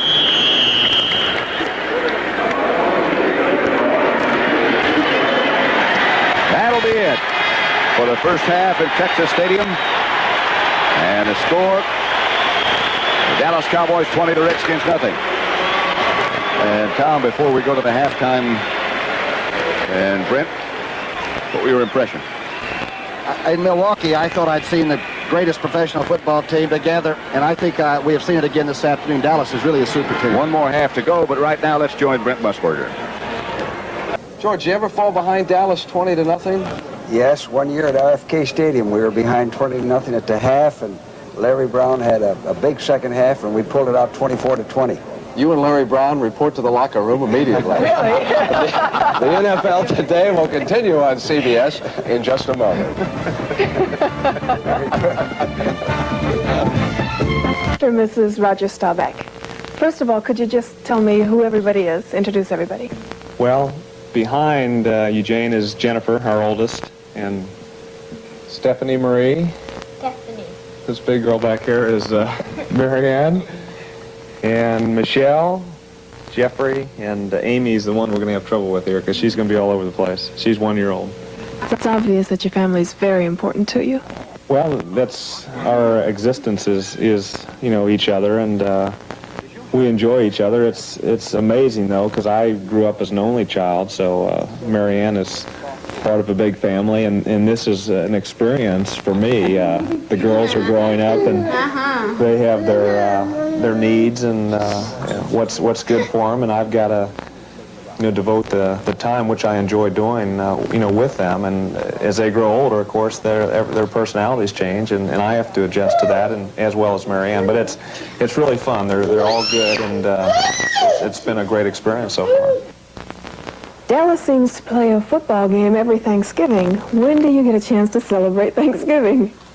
Well, we've been pretty much into playing on Thanksgiving Day, so we celebrate it after the game. We have a big celebration tomorrow night with some friends. The game, of course, depends on my celebrating. We've had a couple of tough games on Thanksgiving. I have a hard time getting into the celebration, but as a family, we're celebrating after the game.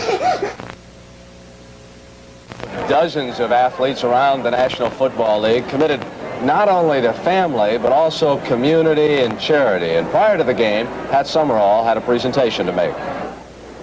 NFL Charities was formed back in 1973 to collectively, by the member clubs, donate grants of money to worthy causes on a nationwide basis. Since that time, it's been something like $1.3 million. This is Mr. Arthur Copeland on my left, who is president of the U.S. Blind Athletes Association. And, of course, the gentleman in the middle is Roger Staubach, who is a member of the advisory board. And Roger, I'll let you take it over from there.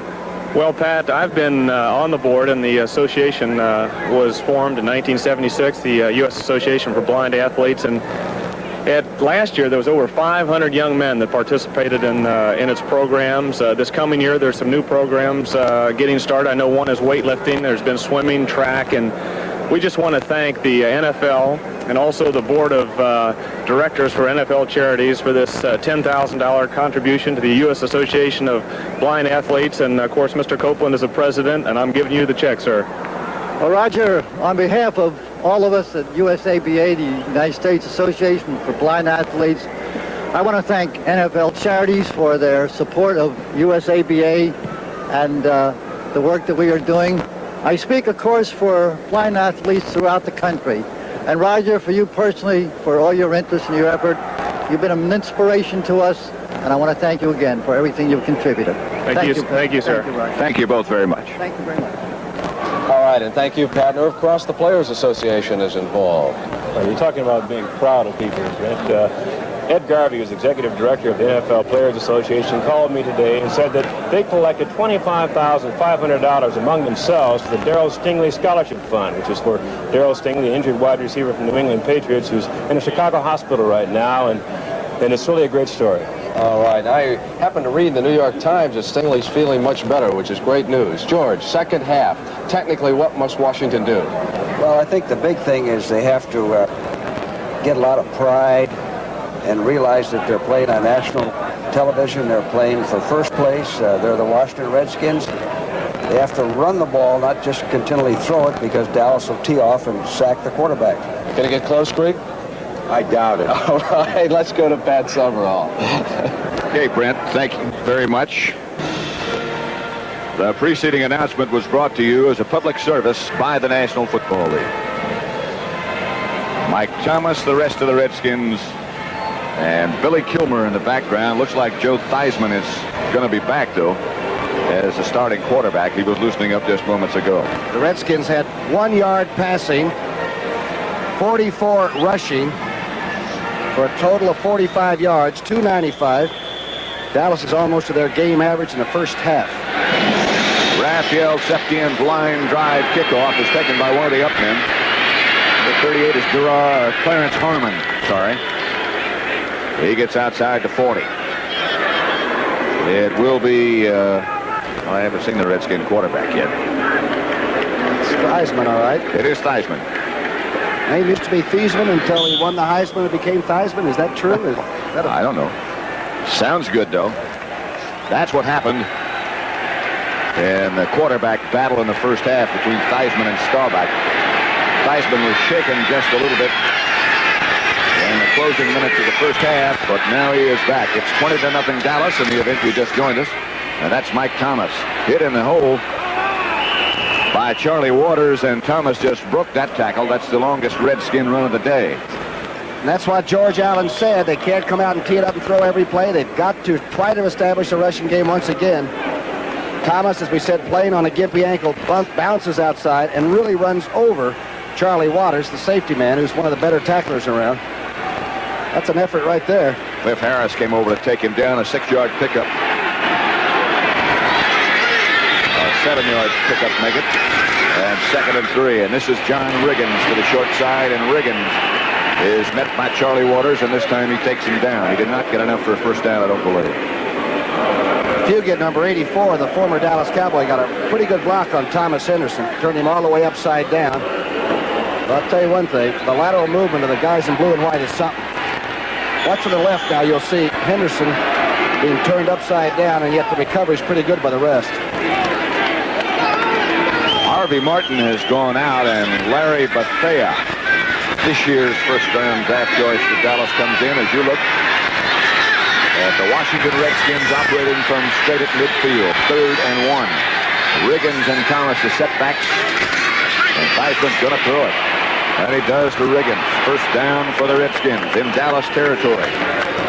This is the best-looking drive already today for Washington. Good move. Kept Fugit the tight end to double up on Ed Jones, and just slipped it to that big, good running back. He's got speed.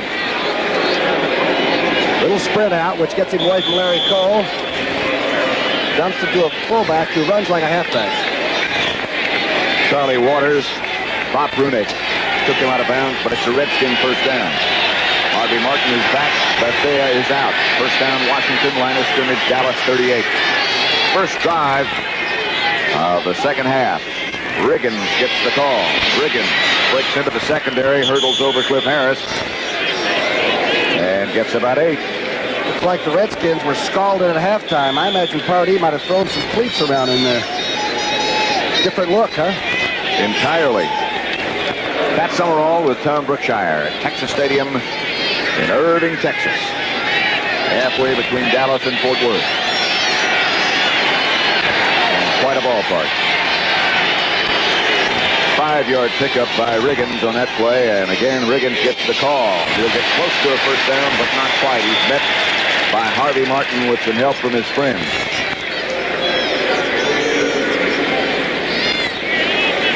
Harvey Martin was a 3rd-round draft choice who still says, I don't know if I'm good enough. Each year it's a process of maintaining a high level. Some kind of a hustle man, though, and a very outspoken fellow. He goes out now. And Bethea takes his place. I would imagine because of that bad leg, they feel that Bethea might be a little bit stronger against the run. Now this is 3rd and 2.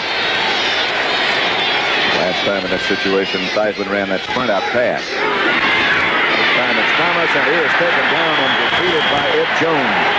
With some help. Bob Brunig, I believe, was the other Cowboy tackler. Put a 230-pounder on Ed Jones. Riggins goes out and tries to cut him. In fact, he takes ball carrier, blocker, and everybody, sort of stuffs him. Last 3 weeks, Big Ed has been playing, and playing very well. Happened somewhere in that Miami game, didn't it, down in the Orange Bowl? Mark Mosley of the Redskins from 48 yards out.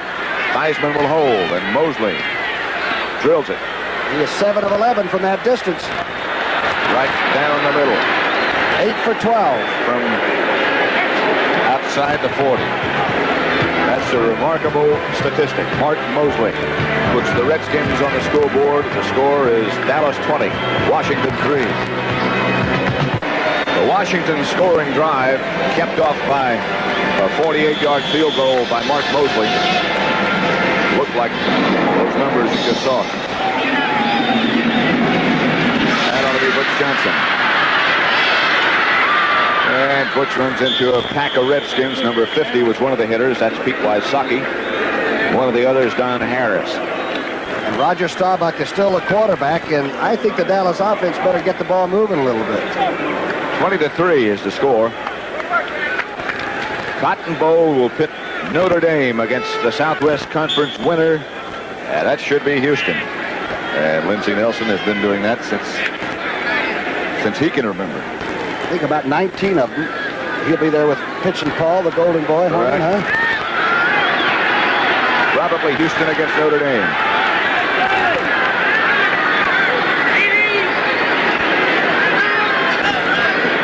Jackson Smith starts in motion, stays in motion.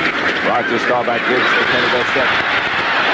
Dorsett squirts into the secondary. Mike Curtis made the tackle. Sort of a quick draw where the quarterback takes it back and the back just waits for it, but it's a very quick draw. And Frederick's playing left tackle, and that time it looked like he might have opened up a pretty good hole. Pat Donovan, by the way, the regular left offensive tackle, pulled a groin muscle last Tuesday in practice and apparently aggravated it earlier today. He is on the sideline. 6-yard pickup by Dorsett. They'll make it 2nd and 6. Dorsett again bangs away. Chris Hamburger led the charge for the Redskins. The Redskins are in a 30 defense. They had Butts over the nose, Coy Bacon and Lawrence at the defensive ends, and the 4 linebackers. Not a bad defensive series. They look good in that defense. With Big Dave Butts in front of any center, they figured to get a stalemate there. A sign with what looks like Tom Landry smiling. It's pretty good artwork, though. They're really becoming sophisticated, these sign painters. A lot of people claim they've never seen him smile. But he does. Roger Staubach runs for the first down. We talked about all those playoff possibilities. Left a couple of Redskins lying down on the ground. Number 69 is still there, Perry Brooks. Landry had the great, you get into the what if happens there and what if happens here. Landry's explanation was, I figure if we qualify, somebody will come tell us. Just wait for it to ring, yeah. Right? Big effort by Roger, and he really got hit.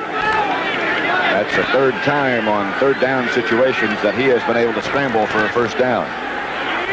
Scott Laidlaw and Tony Dorsett, the running backs, and left tackle Andy Frederick started too soon. Frederick, by the way, started this season as a regular right tackle before Rayfield Wright came back. He is 6'6", 255, second-year man from New Mexico. A Lobo, a big Lobo. Big? Yes. Randy White and Larry Cole looking on. Randy doesn't want to be on the bench. He likes to somehow get involved, yes. Dorsett goes out. And so the running backs will be Preston Pearson and Scott Laidlaw. Quiet it down a little bit right now. First and 15, Dallas. Ball back from their own 30. Outside to Laidlaw. Hit by Mike Curtis. Well, McClinton was there with Mike. Again, the 34 defense, and they blitzed Hamburger from the left of your screen. Roger had a pretty good call against the outside blitz on this, but good recovery, especially by McClinton, you mentioned. And Curtis. 30's tough to do anything with, isn't it, if it's played right, huh? The key is the man in front of the center. If he can just get a stalemate, then you got something going. Now they go back to a four-man front, figuring that passing situation comes up. Redskins secondary remains the same as it was at the beginning of the game. Jake Scott, Kenny Houston. Handoff is to Laidlaw. There's a helmet collision earlier. Laidlaw had over 100 yards in the first half. Averaged 10 yards to carry at a 57-yard run. Great play by Coy Bacon that time. He really stunted to the inside and makes a great defensive play. Watch to the left of your screen now, and you'll see number 80. Stunt to the inside, and while he's being held and blocked by Frederick, still stopped the play. Third down, about 10 for the Cowboys. They lead it 20-3. 9 minutes, 10 seconds left, third quarter. 3rd and 10. Shotgun for Roger Staubach.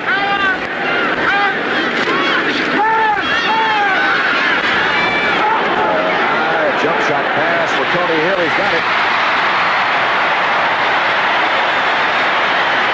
Staubach just threw it up in the air, short deliberately, it looked like. Now, you were a defensive back. What does he do in a situation like this? If the ball had been thrown like Roger wanted to throw it, Bird Lavender's in great shape. He turns to go up. Now he should be looking for the ball. He does. But Hill comes back, and it looks like Lavender might trip on the rug and stumble for a moment. The ball was up there a long, long time. Almost looked like Tony Hill knew that he was going to throw it short like that. That had a hang time of about 5 seconds. I don't think it was meant to hang quite that much. All right, it's a Dallas first down. At the Washington 23. Dorsett and Laidlaw now the running back tandem for the Cowboys. Staubach. Calls it, caught it backwards. Brad Dusek, the outside linebacker, got the hand on it. There's Raphael Septien over in his house. Got his own little hitting cage there. Pat, you have one of those in the sidelines behind the old Giant bench? No. I did well to have shoes.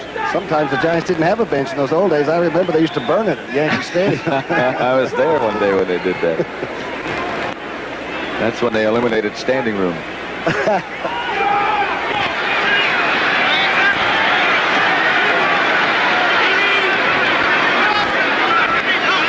Pearson comes in motion left.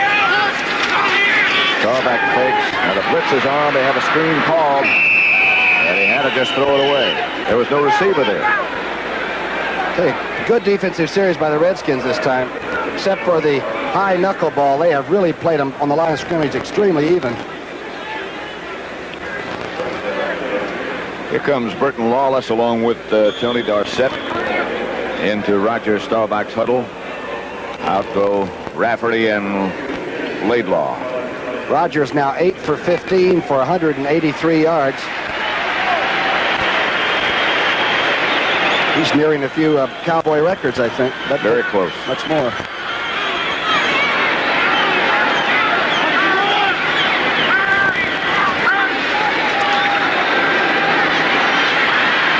Protection starts to break and then does break, and Roger Staubach goes down just barely.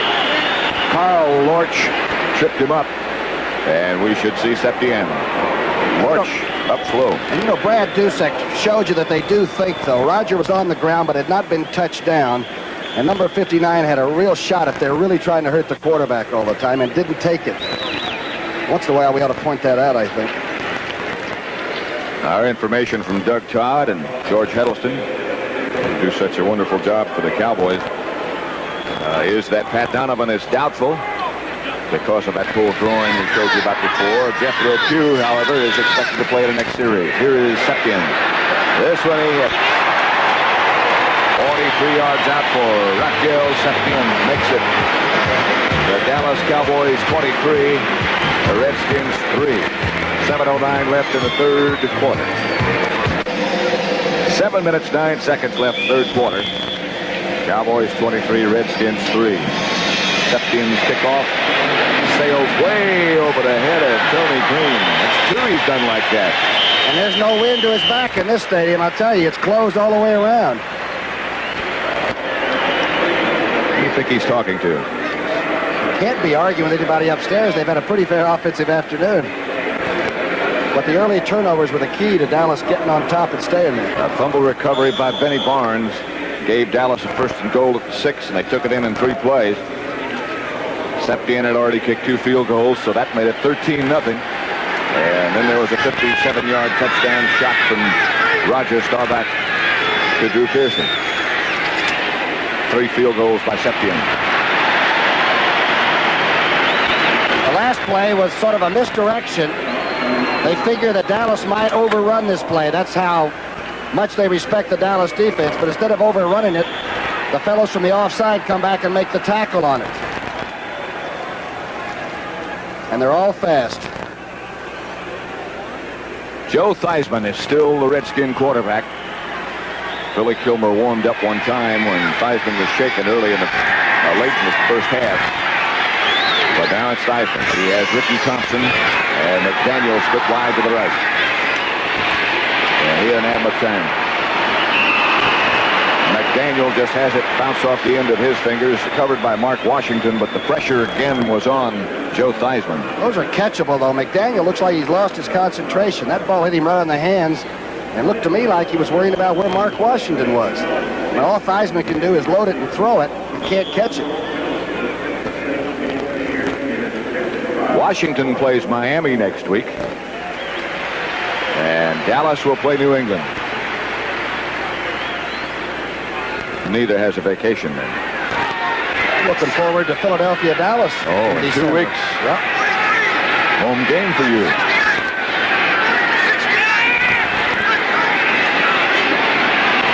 Again, the blitz is on. This time it's McDaniel who is taken out of bounds by Washington, but a Dallas Washington first down. Close to it. No, it's not a first down. Beg your pardon. They got him out of bounds. McDaniel and Cliff Harris had some words, but McDaniel made that catch, and the ball was really whistled.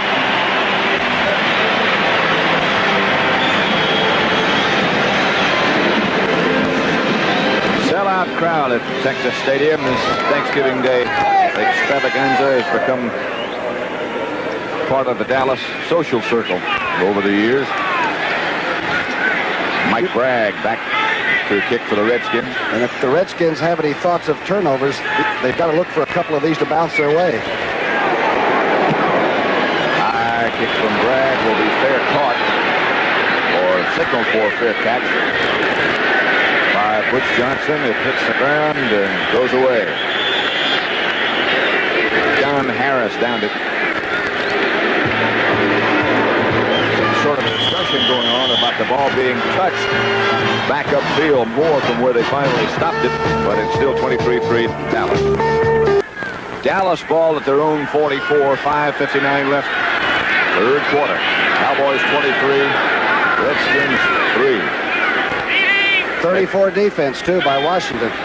Dave Butts in front of center John Fitzgerald with Roger Staubach. As a pass kicked off by Gerard Williams. But back up the sideline and out of bounds he goes in front of Dallas bench again. Denver's players, Tony Hill knocked him out of bounds. Everybody from New Orleans ended up in the Dallas bench a week ago, and that's one place you don't want to go for trouble. But I'll tell you one thing, the Redskin defense likes the 34. They look like they're very confident when they play it. And a good play by Williams. Heck of a catch he made. Pass intended for Tony Hill. Here's Harvey Martin, who limped off in the last defensive series, but Thea's in. They're going to penalize Tony Hill for a bad tackle, I suppose. Bad temper. Personal foul. Late hit out of bounds. Number 80, defense. First down. 80 is Tony Hill. The fourth interception for Williams. And the Redskins could get back in this game. They can. Dallas flex. And they blitz on first down, and Theismann throws outside, and McDaniel, and again, off his fingertips. That's a good throw. Boy, he's caught some fantastic, almost impossible grabs. Square out that gives him a little trouble, doesn't it? Larry Bethea was one of the defensive ends on the last series. Now they've made some changes. They still have Ed Jones and Randy White. Harvey Martin is now back in the game with Larry Cole, the defensive tackle. Jeff Wilkie did not come back. Thomas. And the Dallas defense led by Thomas Henderson. And Charlie Waters, the safety man, they really support. He and Harris are incredible at coming up and playing solid safety on the tackles. Watch him converge. Okay, from our, what do you call this, the eye sky? Sky eye. Sky eye. You're looking right down on it. There's Henderson in the backside, and that's number 41 that's bottling the play up in the front part of it. Wonder if Fugit is going to be called for a pass pattern. The tight end has not caught a ball. Hey, there's your friend. Hey! Whistling Ray with his favorite stallion. It's third down, and Riggins has some room, but not for long. Warren Kyle cut him down, and Thomas Henderson hit him high. Mark Mosley comes back again. That defense is something. You have to run against them for a steady diet.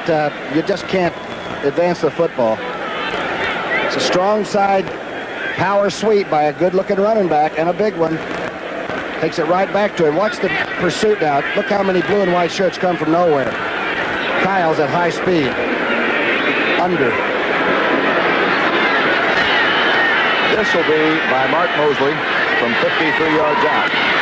Blocked. Deflected. And they're saying get away from it. Wisely so. Blocked by the guy who is 6'9", Ed Jones.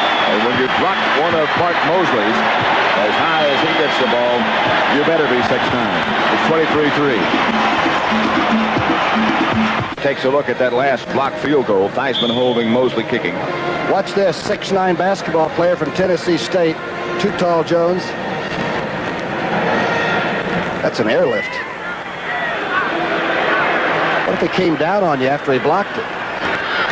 You'd need an airlift. First and 10, Dallas has the football. At their own 36. The handoff is to Dorsett. 11 or 12, flags again. Joe Lavender made the tackle, but Tony Dorsett has a Dallas first down. Might get a clip coming back from the man in motion. It looked like Butch Johnson might have come back and inadvertently hit somebody from behind on the play. Oh, face mask. Sky eye again. All right, now watch to the top of your screen, the man in motion coming back. He's trying to trap inside, and Dorsett doesn't even see this. He goes outside of it anyway. Now they must grab the face mask after our picture there. Oh, now we're underway again. Face mask, defense, stop. Yeah, there it is. First down, Dallas. It's the 8th penalty on the Redskins. Dorsett, 16 carries, 46 yards. He went over the 1,000 for the year last week.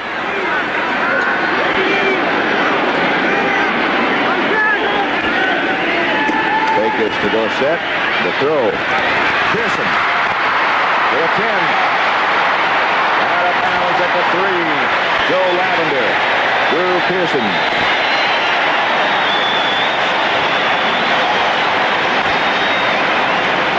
Man in motion. thing for a man in motion. The offensive coaches will tell you they've got to have extreme balance and know when to break toward the line of scrimmage. Came back inside on the man in motion and cut it right through the middle. Well, again, he had to go airborne, but Drew Pearson, the steady one, who has caught passes in, 58 straight games now? A lot of people lose time and they go up in the air, but he doesn't seem to lose much. Comes down in full stride. First and goal, Dallas. At the 2. Laidlaw has it.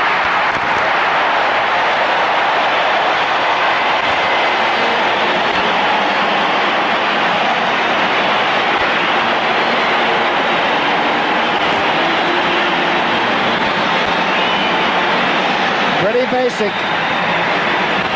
Oh, look at Scott and company drive off that ball, huh? Herbert Scott, the left guard, did some super job, as he has been doing for some time now. Dallas 29, Washington 3.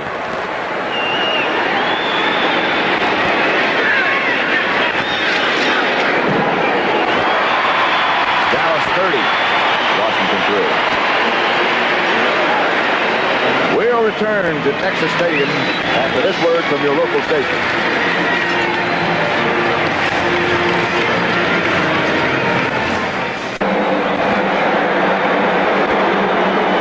Rafael Septien will kick off. Dallas' last scoring drive. 3 plays it took him. Scott Laidlaw scored his second touchdown of the day. John Harris cuts back across the field and still struggles and goes down. Bob Steele, Robert Steele takes him down. Harris put a pretty good move on Steele to get to the outside, and number 82, who joined this team about the 3rd week of the season, looks like he might have found a home here in Dallas, doesn't he? They say he has the best hands catching the football of anybody on the team. If they're better than Drew Pearson, they're pretty good. Patrick, there have only been 3 second-half touchdowns scored against the Cowboys in their last 9 games. That's phenomenal. Here's John Riggins banging straight ahead. Ed Jones again made the tackle. By the way, talking about playoffs again, the first way to break a tie within the division between 2 clubs is the head-to-head competition. Washington won the first game 9-5. Dallas leads this one 30-3. The second way is the best one-loss tied percentage in games played within the division. And in that case, that would go to Dallas because they've only lost once. And the 9th way is the toss of the old coin. That's the only one I've got straight. Me too.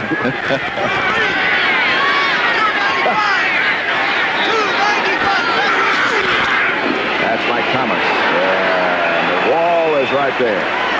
He got perhaps back to the line of scrimmage before Randy White and Larry Cole stacked him up.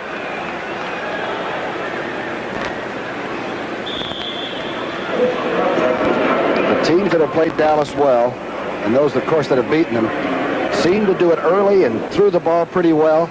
Got a couple of turnovers, Dallas mistakes that we hadn't seen a lot of in a year. Well, we saw that happen 2 weeks in a row. Minnesota and Miami. But now it would appear they've got things pretty well. Ed Jones and Larry Cole converge on Mike Thomas. Watch him do that. Here's why it's so hard to run against this defense. Because there's always somebody from the backside that can help out. This time the safety man standing right in the hole, Hughes. Ed Jones is just getting a little bit too strong to handle.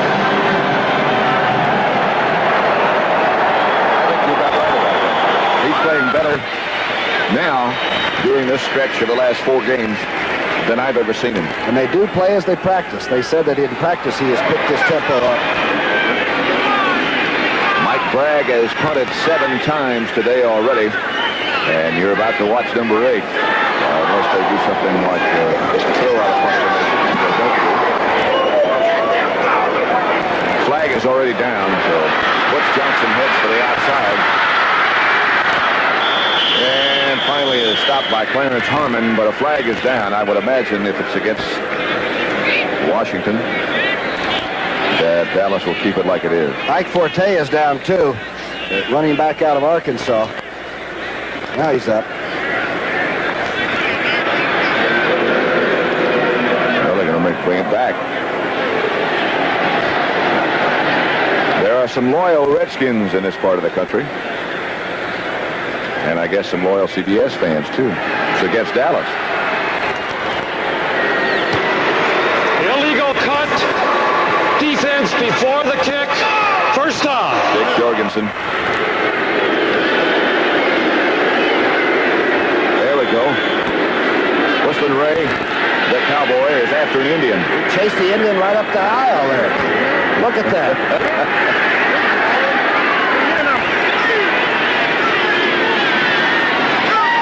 First down, Washington, and Theismann gives the ball to Riggins, and he gets about 6. Bob Brunig makes the tackle.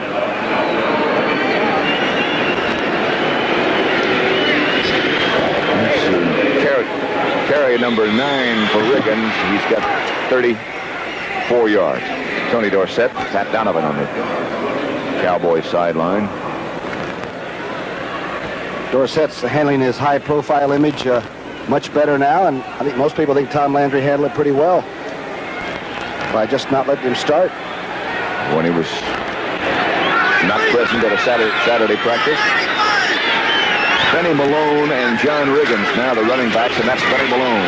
He is wrapped up immediately by Randy White and Larry Cole.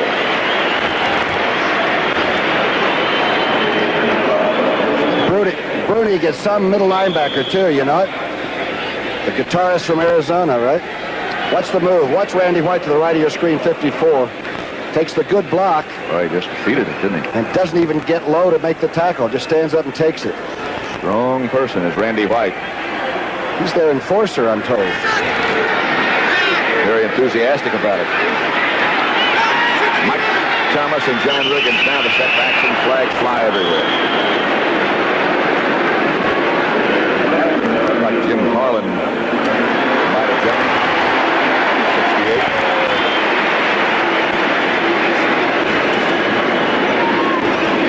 68. 12 seconds left to play in the third quarter. Still third down. Dallas 30, Washington 3. A heck of an offensive mind is helping Pardee with that offense. Joe Walton, there's nobody better how to sort of take a defense apart, but where do you start when it's Dallas? Tough to start on 3rd and 10 as Joe Theismann has to right now. Mike Thomas, flag is down already.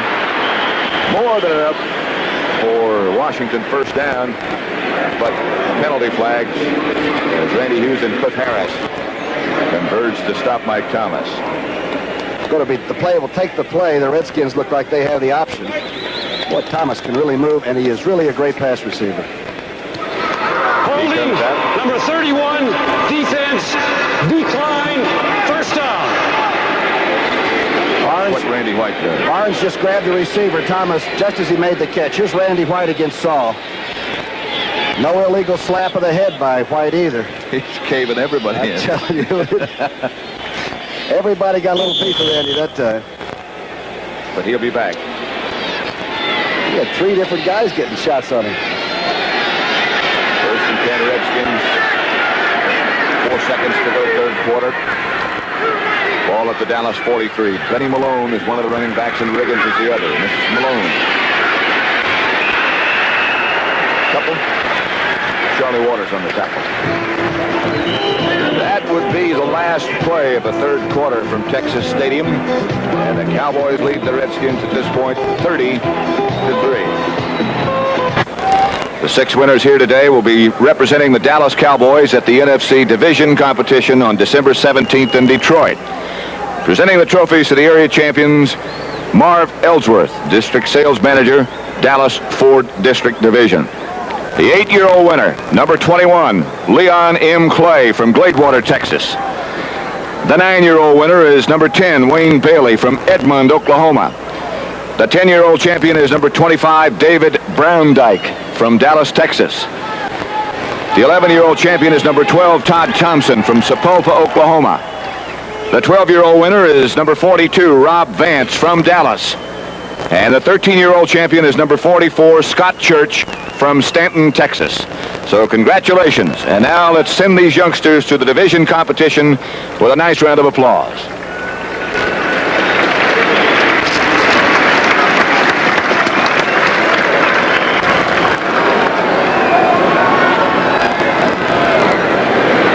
Joe Theismann crouching in the Washington huddle. Line of scrimmage. The Dallas 42. Theismann is 5 for 16 for 69 yards, and he's really had to work at it, you know it? It's been a hard day for number 7.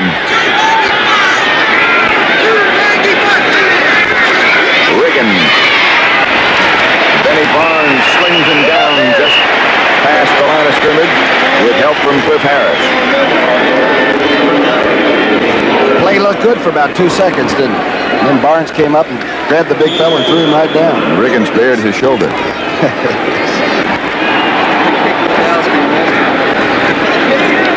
Scott Laidlaw had over 100 yards at the half and hasn't carried the ball but twice in the second half.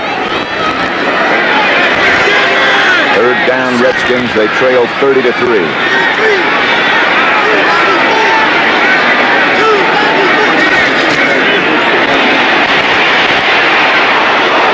Theismann is hit by too tall Jones just as he let it go.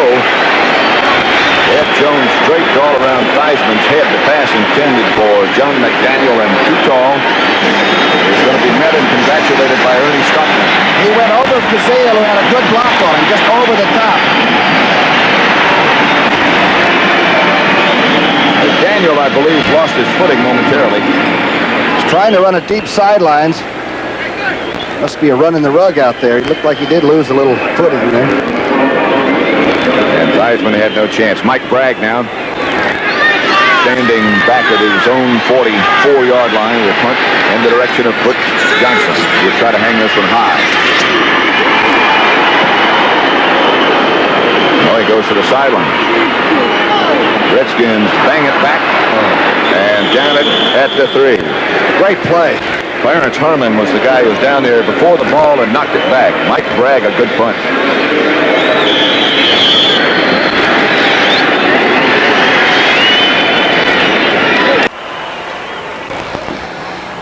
Cowboys 30, Redskins 3, and Dallas has the football at their own 4-yard line, 1st and 10. Opening seconds at quarter number 4. Preston Pearson and Scott Laidlaw. The back. That's Laidlaw, gets out to about the 7. Carl Lorch, number 71, made the first contact for Washington. Redskins are thinking turnover any way they can get it now. The defense will have to gamble, and they'll have to keep Dallas deep in their own territory if they can't get the ball. They're going to be probably gambling a lot. Like they've made up their mind, no time to stick with that 3-man front. They play it darn well. Still Laidlaw and Pearson.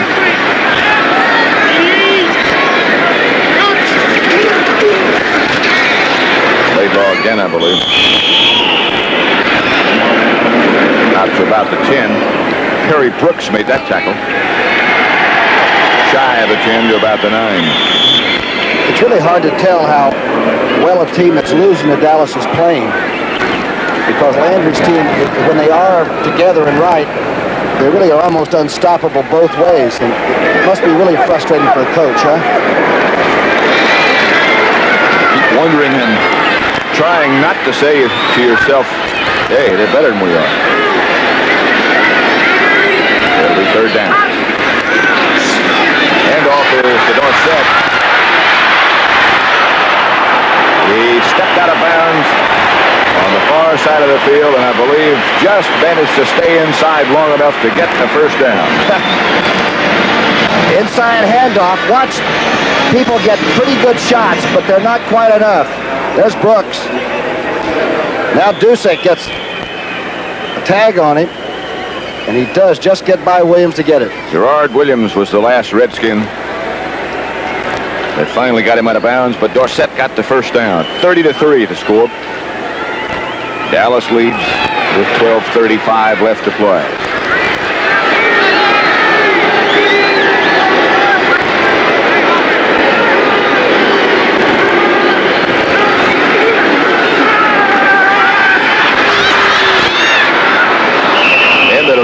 of Billy Joe Dupree, but Roger was moving in the wrong direction. It's like they're throwing a couple of plays in here just to foul up perhaps the films that somebody's going to be looking at down the road. That's a couple of new wrinkles in a row. Notice he had Butch Johnson in motion twice and finally wound up staying in the backfield blocking. Got to be a Phi Beta Kappa just to get Landry's system down. It takes some time. But when you do,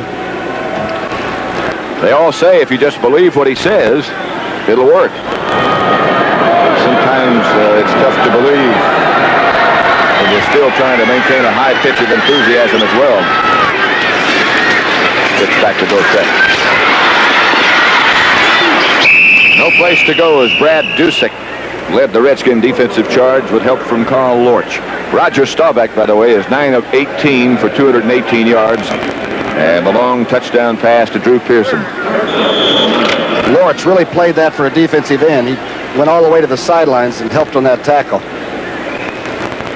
Last 2 or 3 weeks, Roger has really been sharp throwing the football. He has a tendency once in a while to throw high when he isn't throwing it well, but he looks like he's very strong in the arm, huh? He looks like he's very confident. He sets up in the shotgun this time.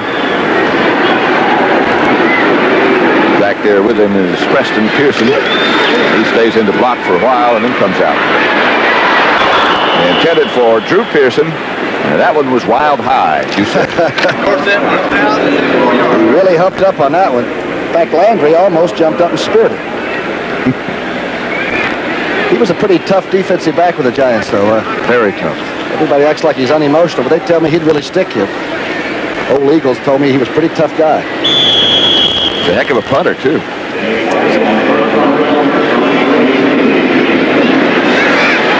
Tony Green will be back for the Redskins at his own 45. That's Danny White.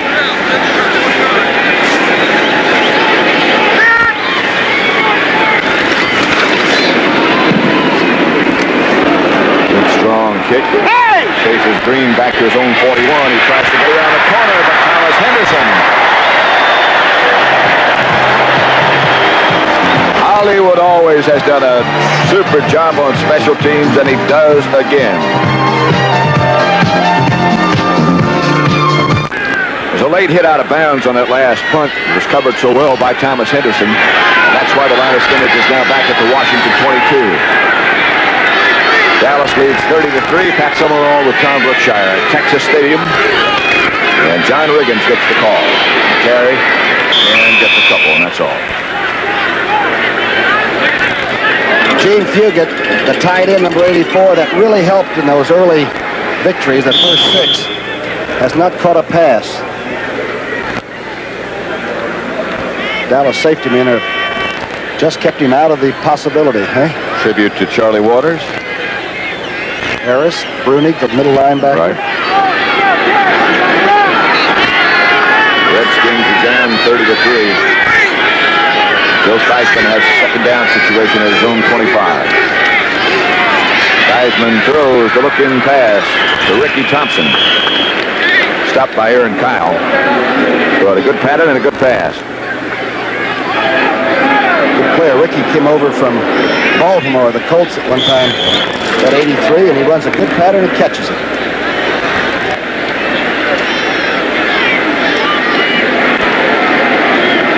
A quiet crowd now at Texas Stadium.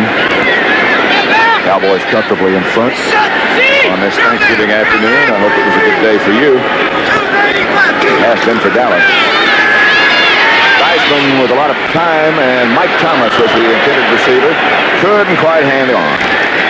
D.D. Lewis, the linebacker, on the coverage. Good coverage, but a good pattern by Thomas and a heck of an effort.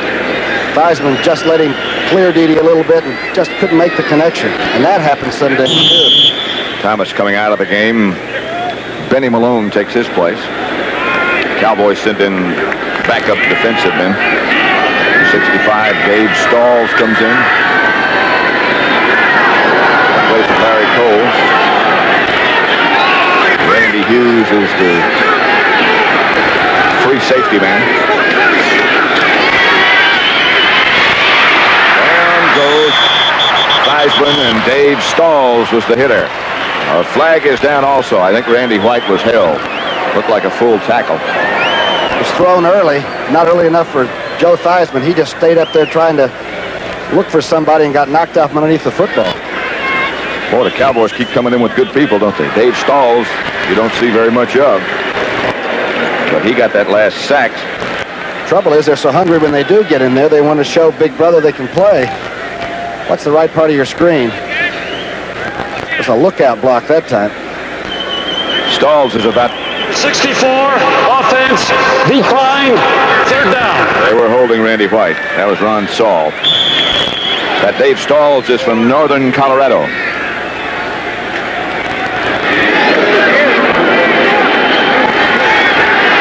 It'll be third down now to the Washington Redskins. 10:02 left to play. Dallas 30, Redskins 3. Here they come again.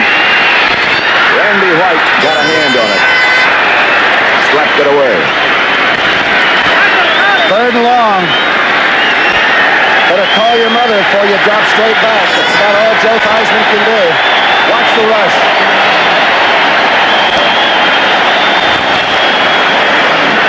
Randy White is like a runaway train in there. And he seems to get better by the fourth period. He's got, all systems go.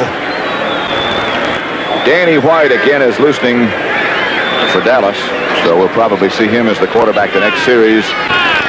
They lead it 30-3. The winner of this will be the leader in the NFC East.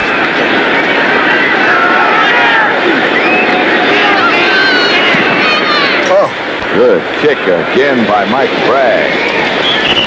Brooks Johnson called for the fair catch. First man down for the Redskins. Right there was Don Harris. So we have 9:45, 9:49 make it left to play with Dallas leading 30-3. They never have patched that hole in the roof. That's right. Looks like the Hindenburg. It does, doesn't it? Texas Stadium is covered except for the area just directly over the playing field itself. Danny White gives to Tony Dorsett. He breaks it on to the outside and has a Dallas first down before he's shoved out of bounds by Joe Lavender. Scott is doing a heck of a job pulling at that guard spot, number 68. Well, that time the Skins shifted over right into it, slanted that way, and Dorsett still beat the defense. You know who I'm happy for on a day like Thanksgiving? I was in the hospital a little bit myself this summer. I know. It's the people that are sort of laid up and can't get home for Thanksgiving, and we are perhaps their outlet today to watch something and be entertained. There are a lot of those people that are watching. Good thought.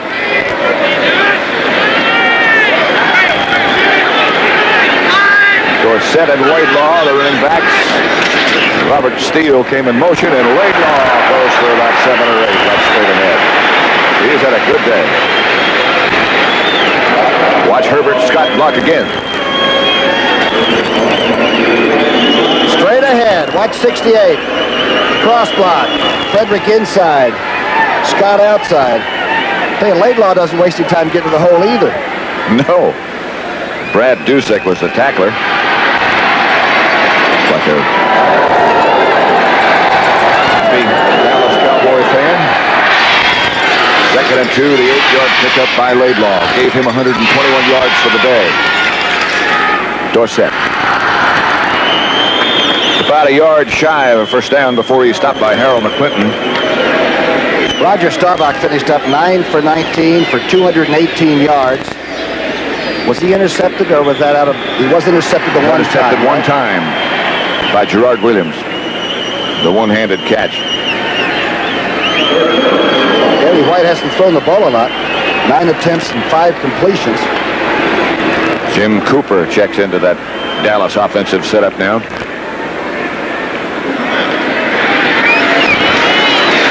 Danny White has it. Quick tap, first down. Brad Dusek on the tackle. Dallas first down with 8:18 left to play. The Cowboys lead 30-3. That's going to make the defense even more frustrated and angrier than ever. Quarterback picks up the first down. Somebody over there is burning. That's the situation on Thanksgiving Day in Dallas. To remind you that it would appear that we're running a little bit long. The CBS Evening News will be seen immediately after this game on most of the CBS stations. 7:45 2:45 left to play as Danny White gives to Dorsett. He broke a couple of tackles. Mike Curtis finally got him down. I tell you, McClinton had him nailed in there, had him nailed inside, and got away. CBS, the Sun Bowl, rise and shine, good old El Paso. Take a look at this. The man in motion, Johnson, comes back to the inside and goes through on the middle linebacker. Gets a pretty fair block, but McClinton beats it. Look at this. That's nothing but a little of a thigh guard. Second down, Dallas. The Washington 48. There is Preston Pearson. The Cowboys rip off another first down. Harold McClinton made the tackle.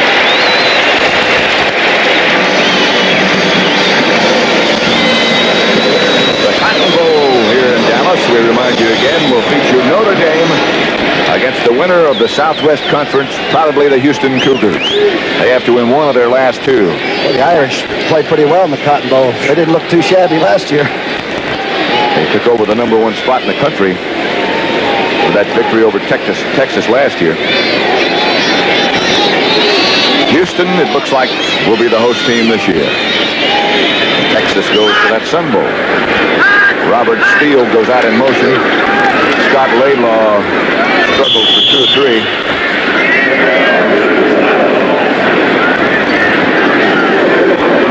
Laidlaw replacing Newhouse has had a good day. Newhouse, they say, should be back in about 2 weeks with a hairline fracture of a small bone in his right leg. The fibula.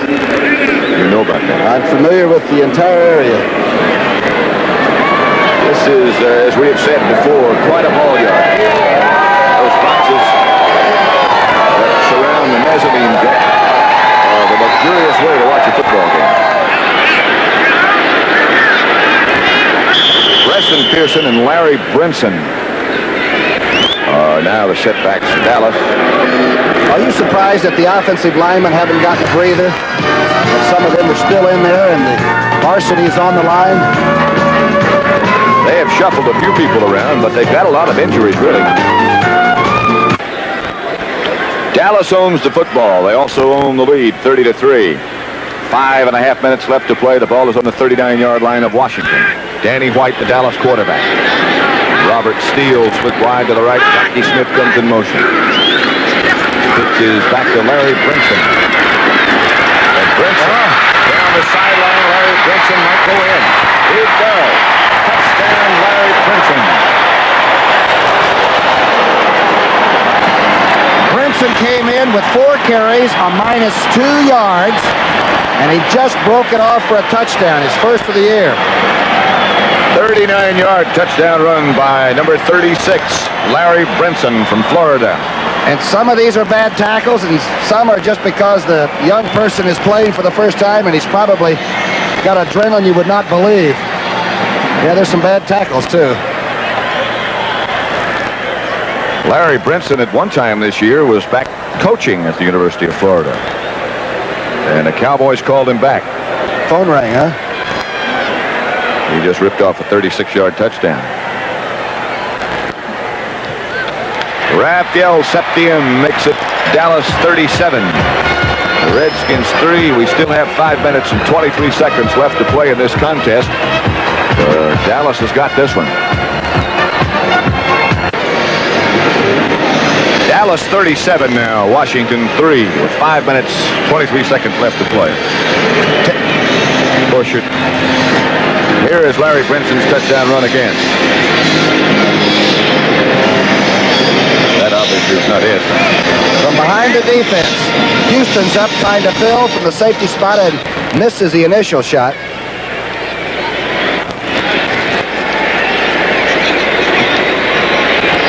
As we said, the Washington defense may be sort of out of gas by this stage. And worn down. Yep. Raphael Septien will kick off. Who does Dallas have left? New England after 10 days, then the Eagles in Philadelphia, and that was a 14-7 game the first time here, and then the New York Jets. Not easy by any means. Don Harris trying to swing around to the outside. Washington has left, by the way, on their schedule. Miami, Atlanta, in Chicago on Saturday. Last Saturday of the regular season in Washington. Tale of two teams. One having their problems and one that just looks like they're getting it together. Start thinking about those wild card possibilities. And I think, 10-6? Is certainly not out of the question of being in the playoff.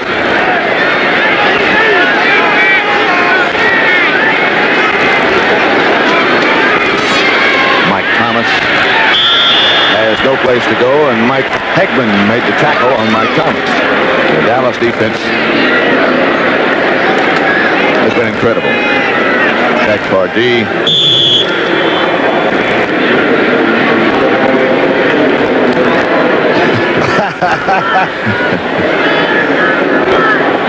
Master of the wobbler, huh?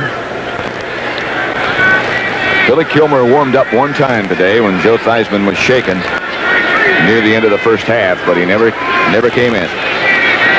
Got one play. One play, that's right. He did. John McDaniel wrestled out of bounds by Dennis Thurman. Dallas 37, Washington 3, 4:20 left now to play. So Redskins have got to regroup. I'll never forget Theismann, his senior year in college at Notre Dame, when Parsekian had him on the West Coast against SC in the rain on a regular natural grass, and he must have had 500 yards passing, the darndest throwing of the wet football I think I've ever seen. Number 7 did that way. He has it down. Washington first down right now. And he gives the ball to John Riggins. He tries to cut back inside. Larry Bethea made the tackle on Riggins.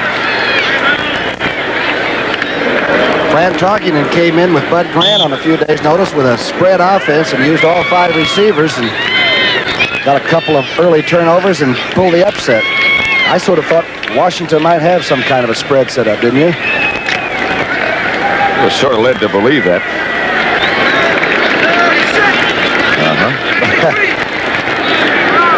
37-7 the score. Theismann drops straight back, fires in for Ricky Thompson again. He cuts around to the outside. Dennis Thurman chasing him. And Thurman will take him out of bounds inside the Dallas 20.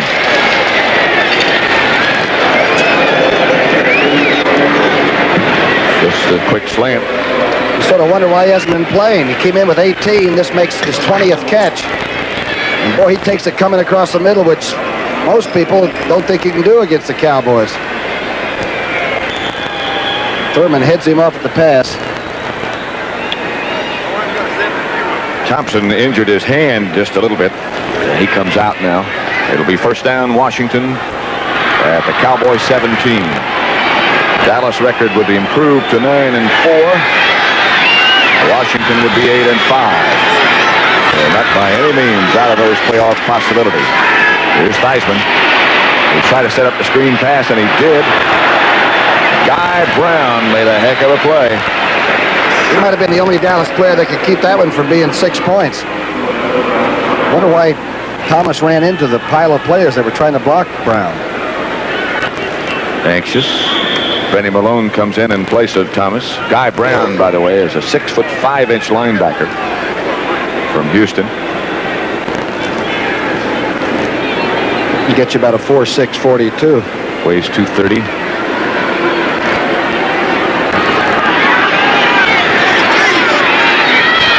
Yard pickup on that last play. Theismann drops again. And Too Tall Jones was close. Touchdown, Redskins to Gene Fugit. Charlie Waters back there with him, but that's the first pass Fugit's caught today. The first catch for the former Dallas Cowboy. It'll be coming right at you. His 6th touchdown reception. And I'm telling you, this is some effort. Watch him lay out and get control and then turn it over so he makes the catch. Outstanding, Fugit. Outstanding. That makes it 37-9. Touchdown by Fugit. This is Mark Mosley, number 3. The high extra point is good. And it's 37-10 with 2 minutes and 17 seconds left to play. The Cowboys will take over first place in the NFC East. Their record will go to 9-5, 9-4.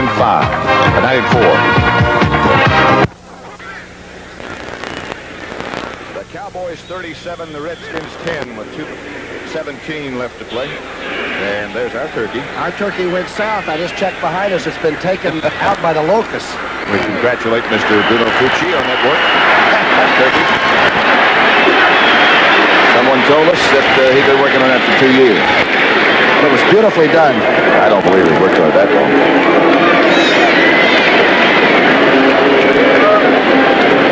Redskin attempted an onside kick is recovered by Dallas Charlie Waters. Well, Philadelphia has St. Louis, Minnesota, Dallas, and the Giants. And they will have the same number of losses as Washington after today. Philadelphia, of course, plays St. Louis Sunday. Washington would be 8-5, Philadelphia 7-5 going into Sunday. Dallas 9-4. Danny White gives to Larry Brinson. And Brinson again breaks a couple of tackles over this Preston Pearson. I'm sorry, I just saw the 6. It was Preston.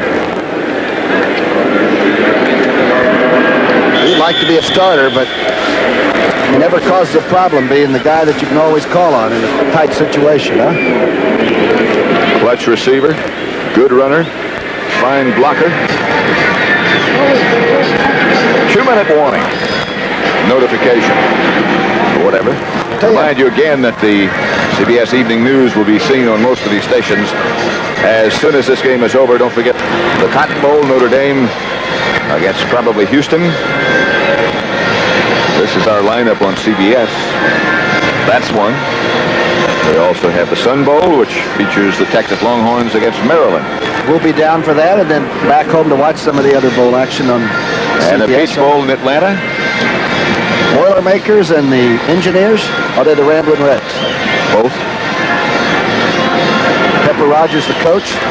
Right. Outstanding snappy dresser. Roger Staubach, by the way, bruised a finger. Although it doesn't look like it. You know, I was at banquets where they gave him the Maxwell Award, and then he came back and won the Burt Bell Award as the professional, and I don't think he looked any different between the time he was a middie and when he's the professional with the Cowboys. I talked to him a little bit before the game, and there are a few gray hairs. Are there? But he's still in great shape. 2nd and 7, Larry Brinson, Preston Pearson behind Danny White. Preston.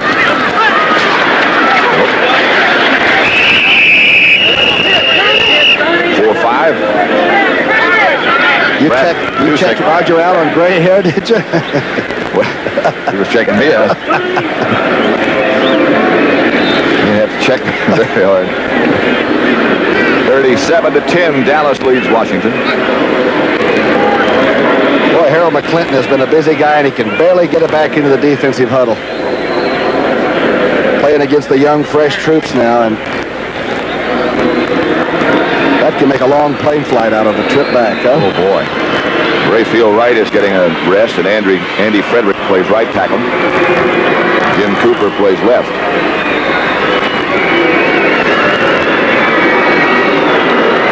Cooper is the big guy from Temple, 6'5", 265. Over and over again, they overwhelm you with that depth. Billy Joe Dupree goes left. Robert Steele and Butch Johnson split to the right. There goes Butch in motion.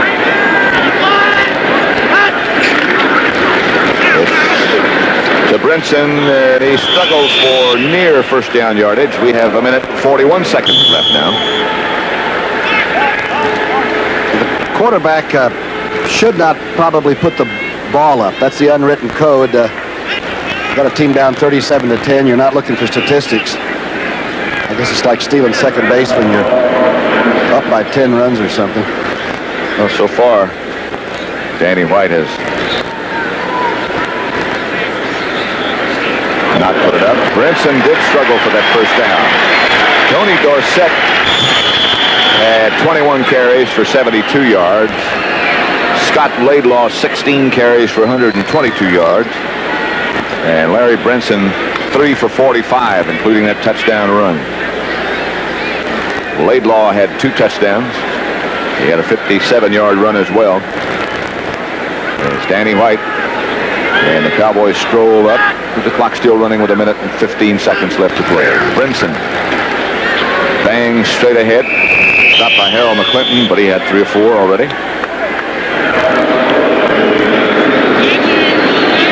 Nobody's going to call timeout and stop the clock. That would be hardly necessary at this point, would it? 3 yards for Brinson.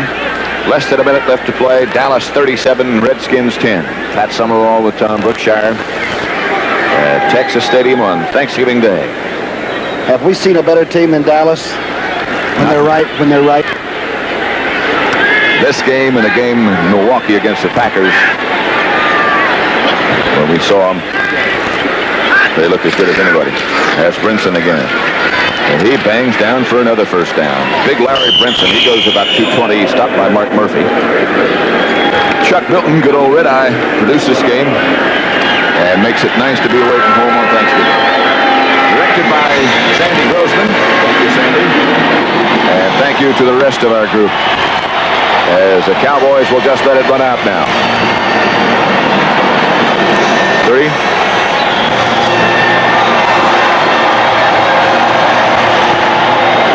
Those guys, as that rolls by, you see who helps.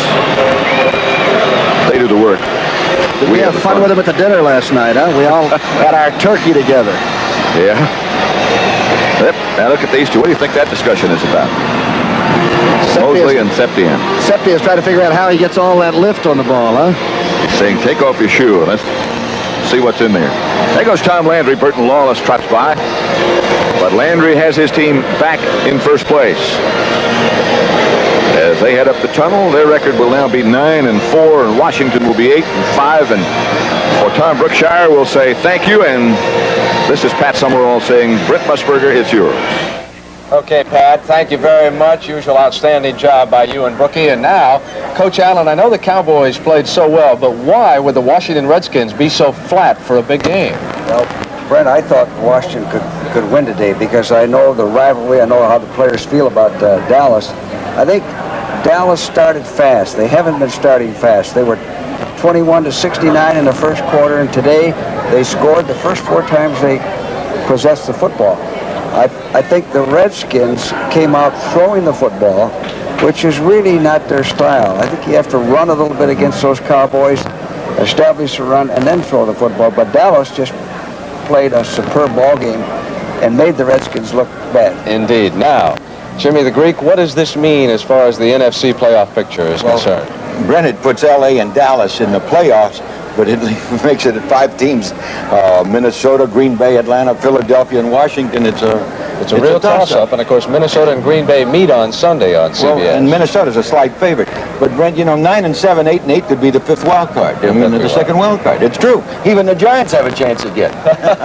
All right, the NFL today will continue on CBS live from Dallas in just a moment. You got that Giants.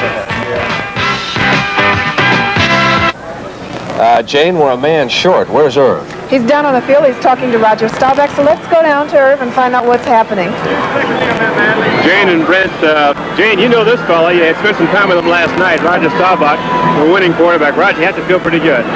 Well, it's a great victory. We played him in Washington, and it's a very close game, and we didn't get the end zone. And today we started off on the right foot, and we scored. Our running backs, Scott and Tony, and were running very well, and Drew made a couple fine catches. So it was, and Tony Hill set up one with a fine catch. So we got off to a good start, which has been unusual for us this year.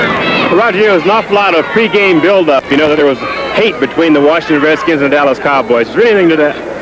I don't like to use the word hate. There's probably, it's a very competitive rivalry, and it's more than a friendly rivalry. It's pretty deep-rooted, and we always play a key game against them, and they've won some against us, and today we won a big game. So they're a very fine football team, and have given us all we could handle through the years, and it's been pretty even, actually. Roger, thanks very much, and go ahead and take a shower. Okay, congratulations. Tony Dorsett, the beast from the East. Tony, how you doing? I tell you, let me tell the country why we're standing out here on the on the stadium. You know, the Dallas Cowboys started a new policy today that you could not interview the ball players in the locker room. So we had to grab Tony Dorsett and Scott Laidlaw and Roger Staubach out here on the field, and I really appreciate you stopping down here to talk to us, Tony. How do you feel? You had a big day. I feel great, Irv. You know, we played a super game. It was a must game for both clubs, and I think we came out after the short layoff and we played some superb football. It was a must, like I said, must game for both teams, but I think we rose to the challenge. Let me put you on the spot, Tony. You had a lot of trouble handling the ball early with fumbles. The last 2 weeks you've handled the ball pretty well. Have you done anything different? Are you just concentrating about hanging on to the ball? What have you done? Well, I think it just goes back to concentration, going back to fundamentals. I think it was a whole problem with our whole team, I think, for about a month span. You know, we were down and everyone was counting the Cowboys out because we weren't, I don't think, mentally prepared. We were waiting for people to go out and do things, make things happen. Instead of going out, we were waiting for things to happen instead of going out and make things happen. And it was the same with myself. I think it was just a little lack of mental concentration. After I went back into practice and started concentrating on holding football, it's worked out for me quite well the last couple of weeks. Tony, thanks very much. Congratulations again. I have Scott Laidlaw down here, but I think we're going to have to go back to the booth to Brent Busberger. So, Brent, let's go. All right, Irv, thank you very much. And, of course, one thing to keep in mind, Dallas a week from Sunday plays New England. What a game that's going to be. And Washington has to regroup in time for Miami. Jane, where's Jack Whitaker gone? He's standing by. He also has a report for us. Jack? Thank you, Jane. About a week ago yesterday, I was standing in a hotel bar in Sydney, Australia, and in walked Miller Barber, who's the #1 football fan on the PGA Tour, and he said, "Jack, do you believe what Dallas did to Green Bay?" And I said, "No, I hadn't seen the game." And he said, "They're the best football team I ever saw." Well, I'm inclined to agree with Miller after today. What Dallas has done now since that loss to Miami is put 3 very strong games together against Green Bay, against New Orleans last week, and here today, one of the strongest performances ever. Yes, Washington offensively was lacking because of a lot of injuries, but defensively they're still pretty good, and one had the feeling today Dallas might have beaten any team of the other 25. They're going through the momentum very well. It has to carry them through the playoffs into the championship game, and next week they get a good test too, and I think Tom Landry has them ready. All right, Brent. Jack, thank you very much. Prior to the start of the game, Greek, you and I talked about the absence of Robert Newhouse and what it might mean to the Cowboys. But you know what Tex told us, that he was just as good, runs a little faster, and blocks as well. But I still like Newhouse for that 4 yards. All right, Laidlaw is standing by with Irv Cross down on the field. Let's go to them now. Irv? Brent, here he is. Scott Laidlaw had a real big day and had, of course, a big pair of shoes to fill today because Robert Newhouse was out, and you did a big job, Scott. Well, thank you very much. It was just an enjoyable day today. It's the best way to spend Thanksgiving and get everybody in the game, and I fortunately had a pretty good day, and we had a terrific day blocking on the line. You know, in all honesty, I mean, you've been here for a while. You know the Dallas Cowboys system well. Robert Newhouse is the starting fullback. You've played a lot of football down here, and you've always played well, haven't you? Well, it's been enjoyable. I always seem to get up for the occasion. The last time I started, I think I had the same stats the first half.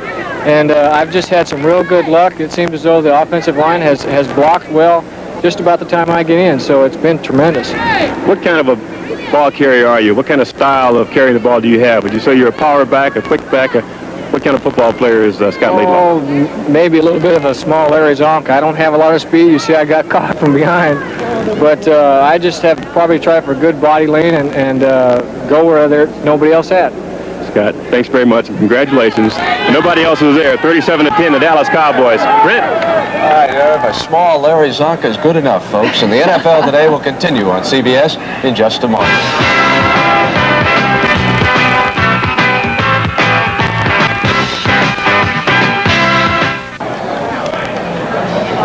Some people are worried about points in the first and the second game. Really doesn't matter. Dallas has won the tiebreaker if Washington should come back and catch them in the NFC East.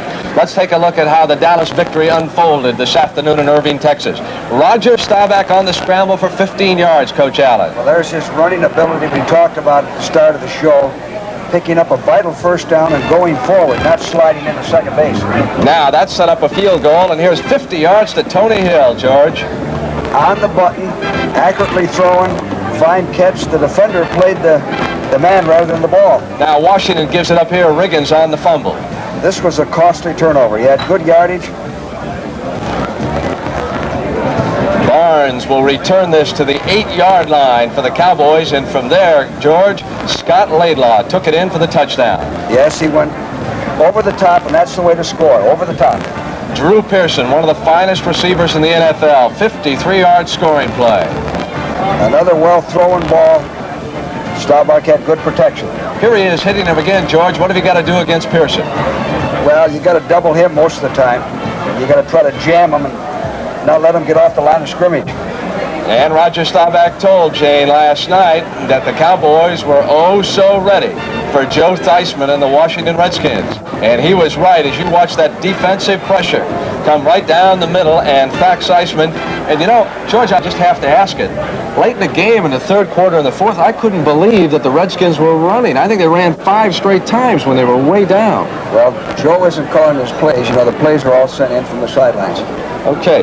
Jane, we've got to go back to New York tomorrow, the NFL today on Sunday. What are some of the things we've got to look forward to? Well, Brent, Sunday we can look forward to an interview that I did with Joe Namath, and I think a lot of Namath? Yes, a lot of people. Where'd you catch up with Broadway freeway I finally jump? caught him. I've been after him for 3 weeks, but I caught him in Fort Lauderdale, and he's going to tell us what he's up to most recently. No more football comebacks, right? I mean, no. As a matter of fact, he made a very interesting comment. I think a lot of people might be interested to hear that. And then also, you did a thing on